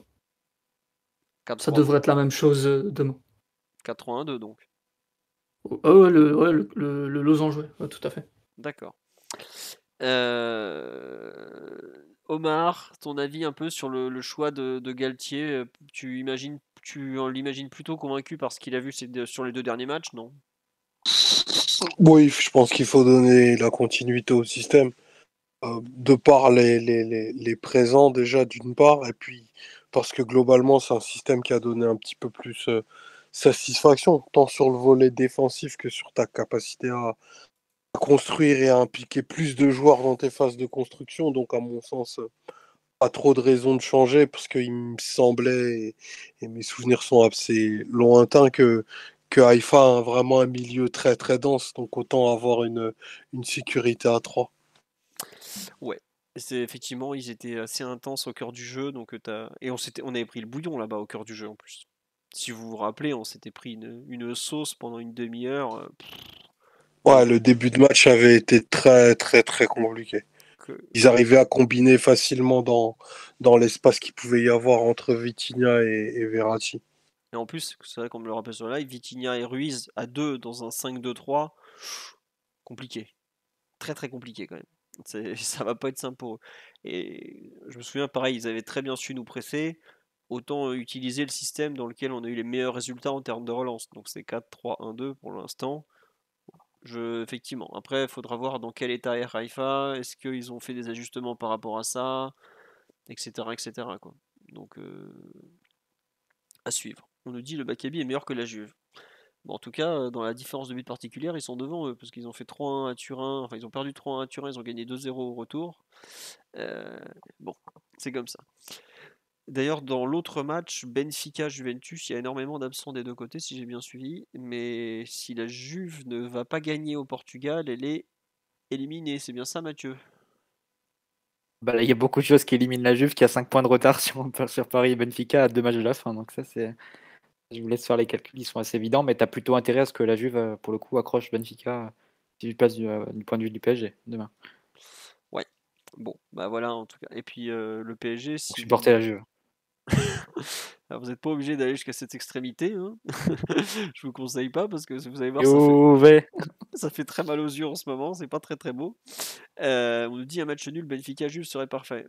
Si le PSG veut se qualifier, c'est vrai que enfin, le scénario idéal, c'est le Quoi, PSG. match nul carrément?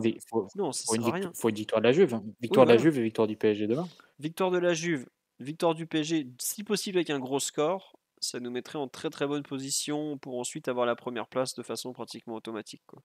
Donc, La victoire du Benfica, c'est très bien aussi. Hein. Pourquoi une victoire de la Juve? Absolument. Bah, libre à toi de vouloir affronter le Real en 8e. Hein, ça, c'est... Écoute, moi je suis là pour les émotions. Moi, je suis Team Galtier avec Galette, je n'ai plus peur de rien, va nous dire Omar. Il a son billet pour Istanbul, je peux dire qu'il n'a pas peur de grand chose. Mais Je donc, te cache pas que j'ai une clause cette année pour pouvoir annuler sans frais. Après Sachant que tu l'as déjà annulé, puis tu l'as déjà repris une semaine plus tard. Hein. Ça, il faut dire aux gens. Je l'ai repris après les 20 minutes contre Lyon au Parc OL. Autant vous dire qu'on sent la fiabilité de l'équipe là. Mais bon, on va revenir à nos moutons. Bon, donc on va passer au reste de la compo. Donnarumma dans les buts, forcément, puisque aujourd'hui il n'y a plus vraiment de débat. Une personne m'a dit sur le live, on parle pas de Donnarumma, mais il s'est installé. On en a parlé la semaine dernière, donc aujourd'hui il n'y a absolument pas de débat.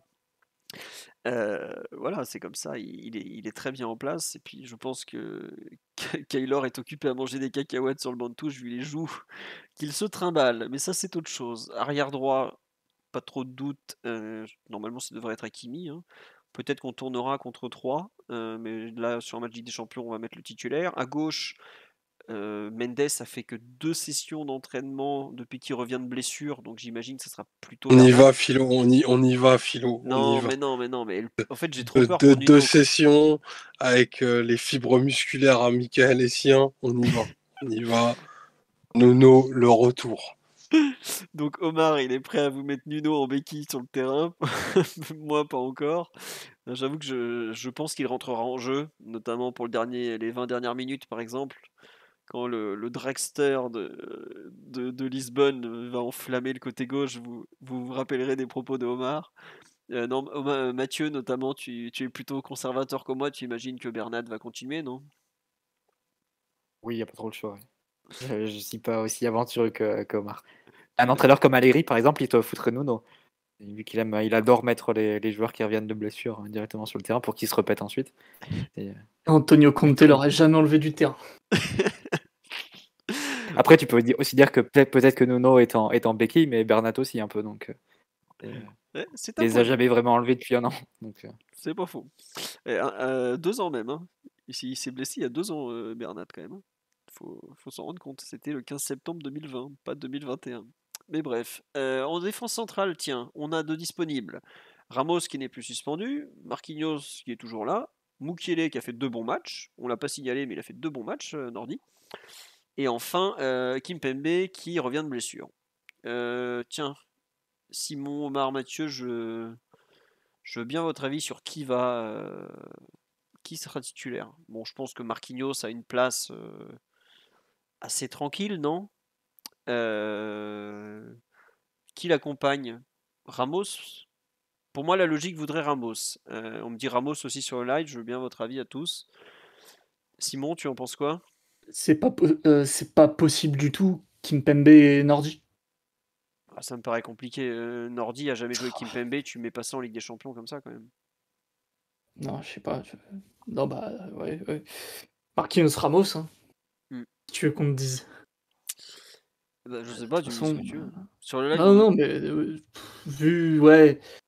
vu comment Galtier fait attention à ses compos. Je pense qu'il va pas faire le fou trop sur sa défense centrale, donc il va mettre ceux qui ont eu le plus l'habitude de jouer depuis le début de la saison. Ça y ressemble pas mal, effectivement. Sur le live, on nous dit Marquinhos et Mukiele, Ramos sur le banc, s'il vous plaît. Bah, après, Ramos, il a pas joué pendant 2 matchs avec sa suspension. À mon avis, il va revenir direct titulaire. Là, il en peut plus de faire des vidéos sur Instagram. Faut qu'il joue le type, quoi. Donc voilà. On dit Marquinhos, Kimpembe. Moi, je pense que Kimpembe jouera à la fin du match. Après, il y a aussi la possibilité d'avoir Marquinhos dans l'axe, Kimpembe axe gauche, Ramos axe droit et on joue à 3 derrière justement. Mais bon, ça a quand même été le trio titulaire du début de saison. Oui, enfin, Kimpembe n'a pas joué depuis un mois et demi, ou un mois. Un mois et demi, Beaucoup. ouais. Bah oui, il se pète contre Brest. Oui, c'est ça, parce que c'était soi-disant le drame absolu pour Brest. Il s'est explosé effectivement le 10 septembre. Donc c'est effectivement, il a eu une Mois et demi. petite séance d'entraînement. Non, il a eu une petite semaine d'entraînement, pardon, dans les jambes. Ça fait un peu bon. Commencer en Ligue des Champions, ça me paraît compliqué. Oui, Mathieu? Non, rien d'autre. Je Ah, crois pas du d'accord. tout à la titularisation de Kimpembe, c'est tout. Bon. Eh Même ben, ce écoute, week-end d'ailleurs. ouais. Ça me- Encore. Ah, ouais, à ce point-là, d'accord. Milieu du terrain, donc on se partirait sur un milieu à 3. Selon vous, qui sera comment on va l'organiser ce trio justement sans Verratti avec du Ruiz. En fait, la question c'est un peu, moi je trouve que tout part un peu du positionnement de Fabien Ruiz. Est-ce que tu veux le mettre devant la défense? Dans ce cas-là, il faut trouver un relayeur droit, un relayeur gauche. Est-ce que tu veux le mettre relayeur droit et dans ce cas-là, bah, tu peux faire un remplacement poste pour poste Verratti Vitinha, tu te retrouves avec le milieu que tu avais contre Ajaccio. Euh, Il y a à mon sens pas mal d'interrogations. Je ne sais pas ce que vous en pensez par rapport notamment au pressing que va nous opposer Haïfa, quoique c'est pas sûr parce que est-ce qu'ils oseront faire pareil que chez eux? C'est quand même, il y a quand même des doutes quoi. Donc qu'est-ce que vous en pensez à ce niveau-là? Mathieu, Omar, vu que Simon en connaît moins l'équipe. Bon, quoique Simon, c'était un avis sur le milieu de terrain que tu alignerais, on t'écoute volontiers. Non, j'ai pas d'avis. Bon, d'accord. Mathieu, Omar, donc ça va se jouer entre vous pour le milieu à 3 qui est attendu et qui est imaginable. Pour ceux qui ne se rappellent pas, on avait mis Ruiz devant la défense contre un match où on n'est pas bon du tout, justement, à domicile, où on le fait jouer comme ça. Un match où Verratti est suspendu. Je me demande si c'était pas contre Nice, justement, où on est en grande difficulté. Et justement, ouais, c'est ça, c'était Vitinha Ruiz contre Nice, où Vitinha avait joué le 8 et Ruiz était le 6. Et ça n'avait pas vraiment été une réussite. Ruiz était complètement passé à côté de son match. Et Vitinha n'avait pas été très bon non plus. Donc, je ne sais pas si vous avez un avis. Moi, je pense honnêtement qu'on va garder Ruiz côté droit pour pouvoir profiter de l'entente avec Hakimi. Vitinha devant la défense. Et donc, indirectement, Renato côté gauche, même si ça me serait à peine surpris pardon, qu'on change en cours de route parce que pour s'adapter aux désirs des uns et des autres, pour gérer tout ça.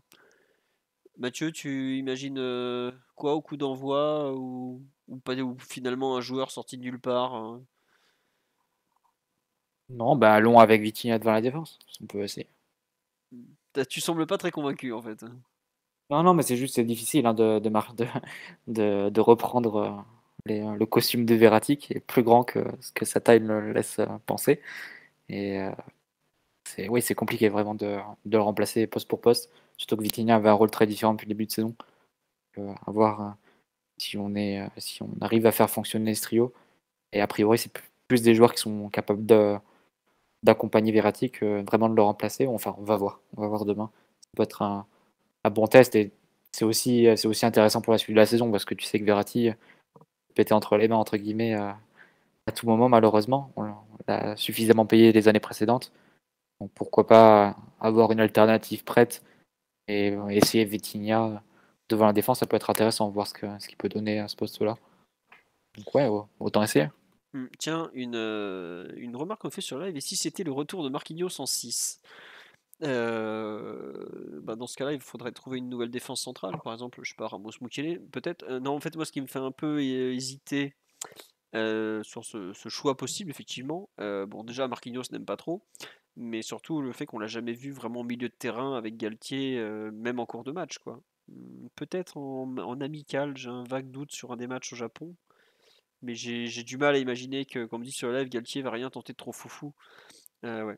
Après, Renato devant la défense, comme on me le propose, j'avoue que c'est pas trop. Enfin, Galtier le connaît un peu et c'est pas trop le genre de poste où enfin, ses qualités correspondent pas trop à celles d'une sentinelle, quoi. C'est un joueur qui aime beaucoup avancer balle au pied. En général, on fait pas trop ça quand, Il quand on joue à ce y poste-là. a que Zidane avec Kovacic qui avait fait ça, mettre devant la défense un joueur ça, qui aime partir balle au pied. Après, il avait joué aussi à ce poste en Italie, Mm. mais la façon dont il interprétait en Espagne et à Madrid, c'était qu'il prenait le ballon et il partait dans les chevauchées balle au pied. Et Kovacic est vraiment très très fort à ce niveau-là. Et Zidane le mettait devant la défense malgré ce type de risque. Donc, après, ça te permet de changer le moins possible, hein. Tu mets Renato poste pour poste, et tu gardes Vitinha et Fabian à leur position comme ça. Mais je pense que le plus logique, c'est malgré tout de mettre Renato en relayeur. Ouais. On nous dit en défense à 3, il n'est pas quasiment au milieu de terrain, Marquis. C'est vrai qu'il a fait un des derniers matchs de la défense à 3 où il avait beaucoup joué au milieu de terrain. Je sais plus ce que c'était. Benfica.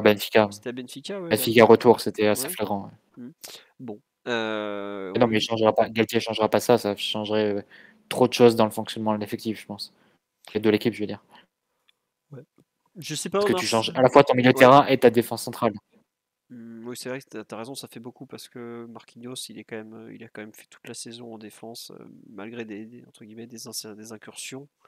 C'est compliqué ouais, de tout changer comme ça pour un match, même si c'est contre, en théorie, l'adversaire le plus faible de la poule, même si on a vu que c'était quand même un adversaire de très bon niveau.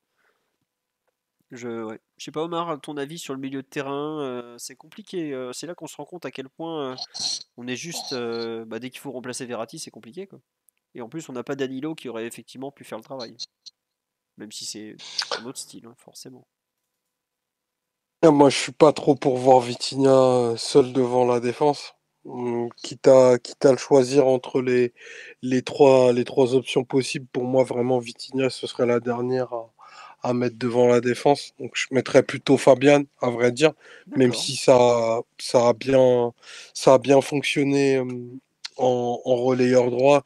Je trouve qu'il a plus les qualités de couvreur d'axe et une meilleure première passe que Vitinha si jamais il devait être plus impliqué à la relance. Après, ouais, tu peux tenter Renato, pardon, mais enfin, faudrait que Renato ait des super cannes parce que lui, enfin, il initierait plutôt les actions par de la conduite, par de l'élimination. Et là, il paraissait pas avoir enfin, ce jus dans ce qu'on a pu voir de lui vendredi. Donc, je dirais plutôt Fabian, ce qui engendrerait un second changement pour Renato qui pourrait lui du coup se retrouver relayeur droit à sa place. D'accord. Donc, tu mettrais Vitinha à gauche, Renato à droite et Ruiz dans l'axe, en fait. Ouais, Ouais, donc en fait, ça te permet de conserver Vitinha relayeur gauche, qui est le poste qu'il a occupé contre Marseille quoi, et contre Ajaccio. Ça s'entend c'est aussi, hein. ça. Ouais, en fait, au lieu de partir comme moi, tu fixes Ruiz à droite, c'est que toi tu fixes Vitinha à gauche et tu fais bouger les deux autres, quoi. Et effectivement, c'est pas bête dans le truc parce que tu te retrouves avec Renato côté droit, qui est un côté qu'il connaît peut-être un peu mieux. On nous dit le meilleur match de Sanchez avec Ligue, c'est en 6 face au Milan. Pour moi, c'était un cran plus haut. Il jouait pas vraiment en 6 ce jour-là. Il jouait plutôt 8 voire 10. Et pareil, quand il joue contre Chelsea, où il est énorme, il joue côté droit. Il est côté droit du 4-4-2. Bon. On nous dit Ruiz, jamais un 6. Bah, moi, j'avoue que j'avais été très déçu de Fabian Ruiz devant la défense contre Nice, notamment. Mais bon, en théorie, il l'a déjà fait. En tout cas, il a déjà joué à ce poste avec le Napoli. Donc, à voir. Devant, bon, pas trop de doute, hein, je pense pas que Christophe Galtier va s'amuser à mettre Sarabia ou Ekitike ou même Solaire à la place d'un des trois. Voilà. Neymar aura pu souffler après avec sa suspension, ce qui est peut-être pas un mal, puisqu'il a quand même un gros rôle qui l'attend. Pour vous, Neymar vraiment en 10 ou finalement plutôt peut-être faux sapin de Noël avec Neymar et Messi en soutien de Mbappé? Parce que c'est une question qui va peut-être se poser, mais j'imagine que pour des questions d'animation défensive, on va peut-être garder le Neymar en 10 et Messi peut-être un cran plus haut. Après, bon, Messi va bouger par rapport à Neymar et Neymar va aussi bouger par rapport à Messi. Je sais pas si Simon, tiens, par exemple, c'était un avis sur l'organisation offensive dans le losange parisien, ou pas du tout d'ailleurs. Non, pas du tout. Donc. Je sais pas. Je sais même pas, lors de l'émergence du losange, pardon, qui jouait numéro 10. Bah Neymar justement. C'était Neymar. Bon, bah, ce sera Neymar. Voilà. Voilà, bon, ok. Euh, Mathieu Omar, j'imagine un avis ou pas du tout? Bon, ça se bat pas pour ouvrir le micro, autant vous dire que c'est des questions auxquelles ils veulent pas répondre parce qu'ils ont pas d'avis non plus. Non, ben ça sera Neymar. Enfin, il n'y a pas de Ouais. question. On va continuer comme ça. Non, mais tu vois, ils pourraient redécaler un peu Neymar côté gauche, faire redescendre un peu, tu sais, le 4-3-2-1. Après, ils sont libres, hein, tu vois. C'est ouais. pas des joueurs qui restent à leur poste. On a eu l'occasion de le voir. Et même quand certains ont un rôle précis, ils s'en écartent. Donc. Ouais. Non, et puis, je crois que c'est Galtier qui expliquait ça ou son staff, je sais plus, qui disait, ouais, quand Messi a une telle compréhension du jeu, de l'espace et tout ça, qu'il sait dans quelle zone il doit aller, quoi. Et à partir de là, bah, tu t'adaptes à Messi, quoi. Et je pense que Neymar, ça pour le coup, le fait très bien. Quand il voit Messi, Messi à Ajaccio n'a pas joué avant centre droit, tu vois. Non. Il a dit à Solaire, tu sais quoi, en fait, en phase défensive, tu vas courir pour moi. Et en phase offensive, tu vas courir devant moi à ma place. Tu vas voir, c'est super comme rôle. Bah, l'autre, il a couru, il était content. Mais plus sérieusement, oui, il faut tout faire pour que Neymar ne soit pas dans la zone de Monsieur Mbappé. Oui, bah, ça après, faudra. Ça s'était plutôt bien réparti contre Marseille, donc on va espérer comme quelque chose comme ça d'intéressant avec un Neymar effectivement très au cœur du jeu, très centré, et puis on va surtout espérer qu'il ait la même maîtrise du tempo, des événements, du ballon que contre l'OM, parce que c'est là où il avait été vraiment impressionnant, quoi. À suivre. Bon, je vais pas vous mentir, la compo d'Haïfa, on a à peine suivi. Je me souviens pas de leur compo, ça sert à rien qu'on s'étale dessus. Vous ouvrirez le journal demain matin, vous en saurez bien plus que moi. À part si les autres sont devenus des fans du club israélien, mais je ne crois pas. Qu'est-ce qu'on pourrait faire de mieux dans cette rencontre par rapport au match aller? On avait évoqué la relance, les débuts les débuts de rencontre très compliqués, les difficultés à la relance, le pressing étouffant qu'ils nous avaient mis. Omar, de ton côté, qu'est-ce que tu attends de mieux du PSG face au même adversaire qui a un mois et demi? Ouais, un mois et demi, un mois? Alors, j'ai pas vu la rencontre qu'ils ont fait contre la Juve, qui était victorieuse pour le coup, mais enfin, ça va être un peu le fil rouge de ce qui était en Ligue des Champions et ce qui, mon sens, n'avait pas été fait de façon assez efficiente contre le Benfica. C'est vraiment ta capacité à déséquilibrer, à avoir un rythme et un volume offensif bien supérieur à ce qu'on a pu voir vendredi, notamment parce que Haïfa a vraiment un coup à jouer. J'imagine qu'ils vont être assez peu aventureux et probablement être très bien regroupés derrière le ballon parce ils sont à un point d'aller pas un point ou deux d'aller en Ligue Europa. Donc possiblement une équipe qui risque de toute façon n'a pas les ressources pour te prendre le ballon et du coup le rythme qu'on va imprimer à la rencontre va beaucoup influer si t'as une approche trop prudente avec des constructions patientes et peu de projections. Au fur et à mesure où les minutes vont s'égrener, si tu bascules pas rapidement en tête au score, tu peux donner beaucoup de courage à ce type d'équipe avec un scénario ou avec un gardien qui pourrait prendre feu. Donc moi, j'espère qu'on va vraiment démarrer pied au plancher, comme on a pu le faire contre la Juve au Parc notamment, et sanctionner assez rapidement nos temps de jeu avec beaucoup de volume et des buts qui devraient vite arriver pour se mettre à l'abri pour les rencontres futures. Moi, vraiment, je garde un souvenir assez pénible des 30 premières minutes à Haïfa, pardon, où c'est une équipe qui avait quand même su nous faire reculer, qui avait beaucoup de projections dans le dos de nos milieux, et ils avaient assez aisément, je trouvais, des bonnes positions pour faire circuler, pardon. Donc j'espère qu'on se retrouvera pas dans cet écueil-là et que au niveau du rythme, chose qu'on n'a pas vu contre le Benfica ni à l'aller ni au retour, on montrera qu'on est dans une équipe à 3 crans supérieure à Haïfa notamment. Ouais, c'est ça qu'on dit sur le live. Cette fois, c'est eux qui auront 4 heures de vol dans les pattes. Ouais, après, ça les a pas empêchés de faire un bon match à Lisbonne, de perdre seulement au deuxième mi-temps et d'être un peu dangereux quand même au Juventus Stadium il y a un mois. Bon, ils avaient quand même perdu 3-1. On nous dit faire une meilleure entame qu'au match aller. Ouais, non, comme tu dis, Omar, si tu dois démarrer la rencontre pied au plancher, quoi. Et pour moi, surtout, tu dois pas rater tes premières occasions. Parce que si tu marques d'entrée, ils prennent quand même un gros coup sur la tête. Et ils ont des qualités de footballeurs, ils ont des qualités techniques, ils ont des qualités tactiques aussi, parce que c'est quand même une équipe qui nous a très bien gênés. Mais c'est aussi une équipe qui a un gros mental. Je pense que tu dois, sur ce genre d'équipe, faire mal d'entrée, quoi. Plus tu vas les laisser y croire dans la durée, plus ça va être compliqué. Et enfin, on a vu que depuis le début de saison, les matchs où tu arrives à marquer en première mi-temps, en général, tu déroules sur la durée, mais tu peux pas te permettre d'attendre la 60e, 70e pour commencer à mettre le deuxième but, quoi. Si tu as l'opportunité d'en mettre deux rapidement, faut pas se priver, quoi. Et puis après, bah, tant pis. Au pire, tu feras tourner, tu les uses, quitte à ce que ça soit un peu pénible pour les spectateurs. Tant pis, c'est la Ligue des Champions, t'es pas là pour faire plaisir au public, t'es là pour gagner les matchs et faire mal, quoi. Moi, j'avoue, j'espère que on saura démarrer fort et surtout marquer sur nos temps forts, quoi. Bon, voilà. Tiens, on nous demande sur live, est-ce qu'on verra des jeunes si le match est plié ou le niveau est trop élevé? Faudra voir, mais il faut pas oublier que demain, il y en a pas mal aussi qui ont Youth League, hein. Les deux seuls qu'on pourrait voir, ça va être Bichabou et comment il s'appelle, et Zahir Emery. Et je pense que Bichabou, on le verra pas parce que si on doit relancer un central gaucher ou faire jouer un central gaucher, je pense que ce sera peut-être plutôt Kimpembe. Et Zahir Emery peut-être parce qu'effectivement il n'y a pas Verratti ni Danilo. Donc si on joue avec quelques milieux de terrain, avec 3 milieux de terrain, peut-être effectivement qu'on verra Zahir Emery en Ligue des Champions. Et quelle heure il y a la Youth League? Si je me trompe pas, c'est à 15h. Et ce n'est pas diffusé sur les réseaux traditionnels, à part sur PSG TV Premium. À confirmer, mais de mémoire c'est ça. En tout cas, c'est pas sur Bein, je suis sûr. Et oui, dans les joueurs qu'il faut s'attendre à voir, plutôt les retours de blessures.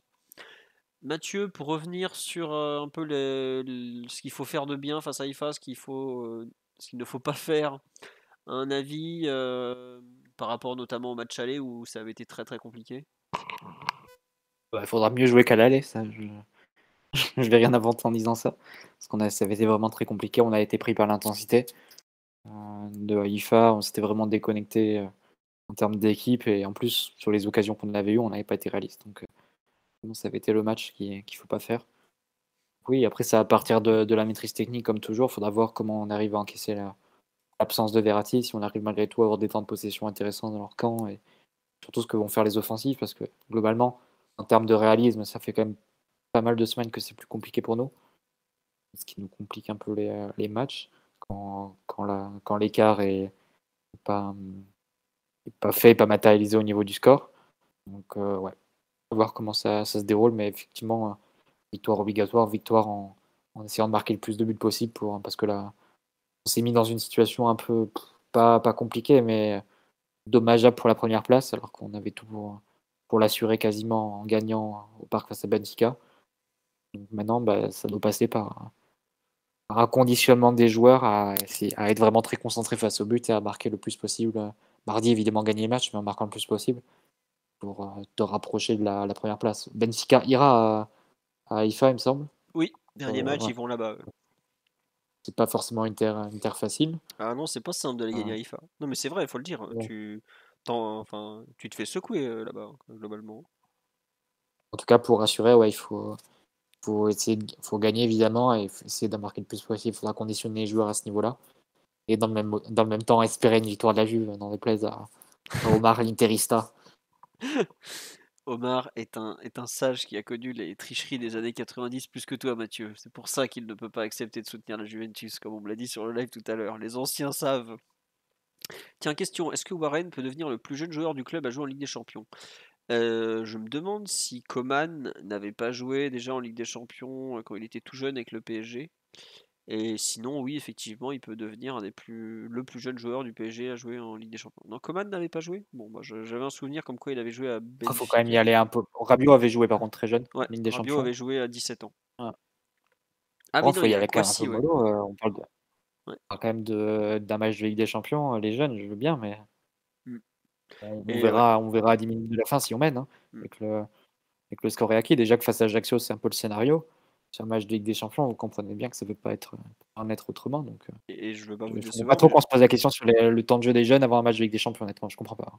ouais. Et puis surtout, un match de Ligue des Champions, et au classement, si on est égalité à Benfica, sachant qu'on a fait 1-1 chez eux, 1-1 chez nous, c'est la différence de but générale qui va compter. Benfica a battu Raifa 2-0. Ils ont battu la Juve chez elle 2-1. Pour l'instant, on est à égalité. Non, on a fait mieux. On a un petit but d'avance qui traîne quelque part. Oui, parce qu'on a fait 3-1 à Raifa quand ils ont fait que 2-1 à la Juve.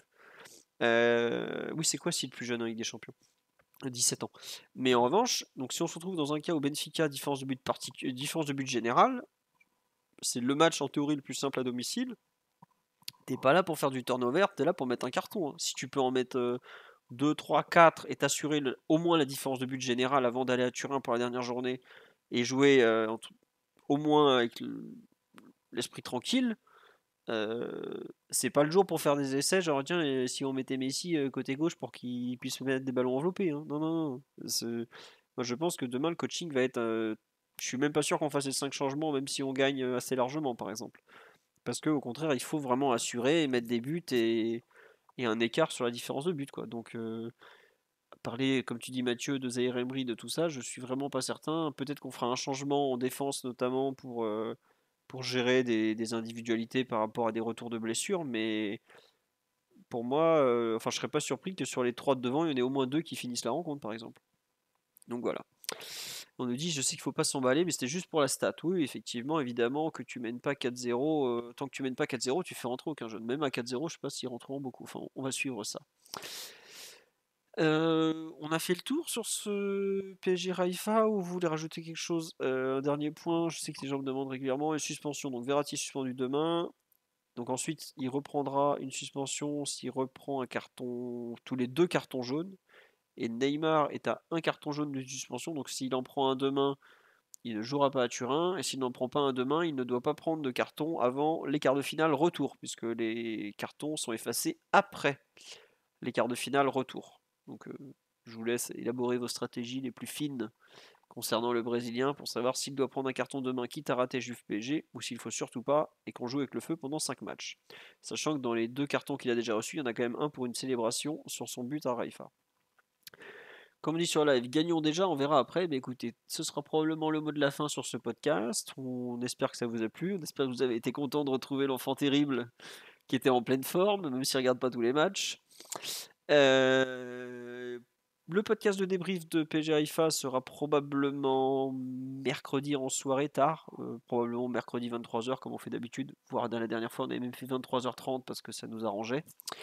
On le mettra sur le compte Twitter comme d'habitude, on vous tiendra au courant pour tout ça. On espère que vous avez passé un bon moment avec nous, on vous souhaite un bon match demain.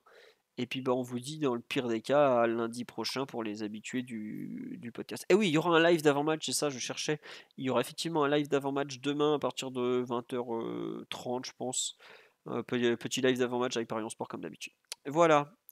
Gros bisous à tous, à très bientôt et bonne soirée. Bisous tout le monde. Ciao. Ciao. Bonne nuit, bisous. Voilà, il vous embrasse pour les 6 prochains mois parce qu'on ne sait pas quand ils vont revenir. À bientôt.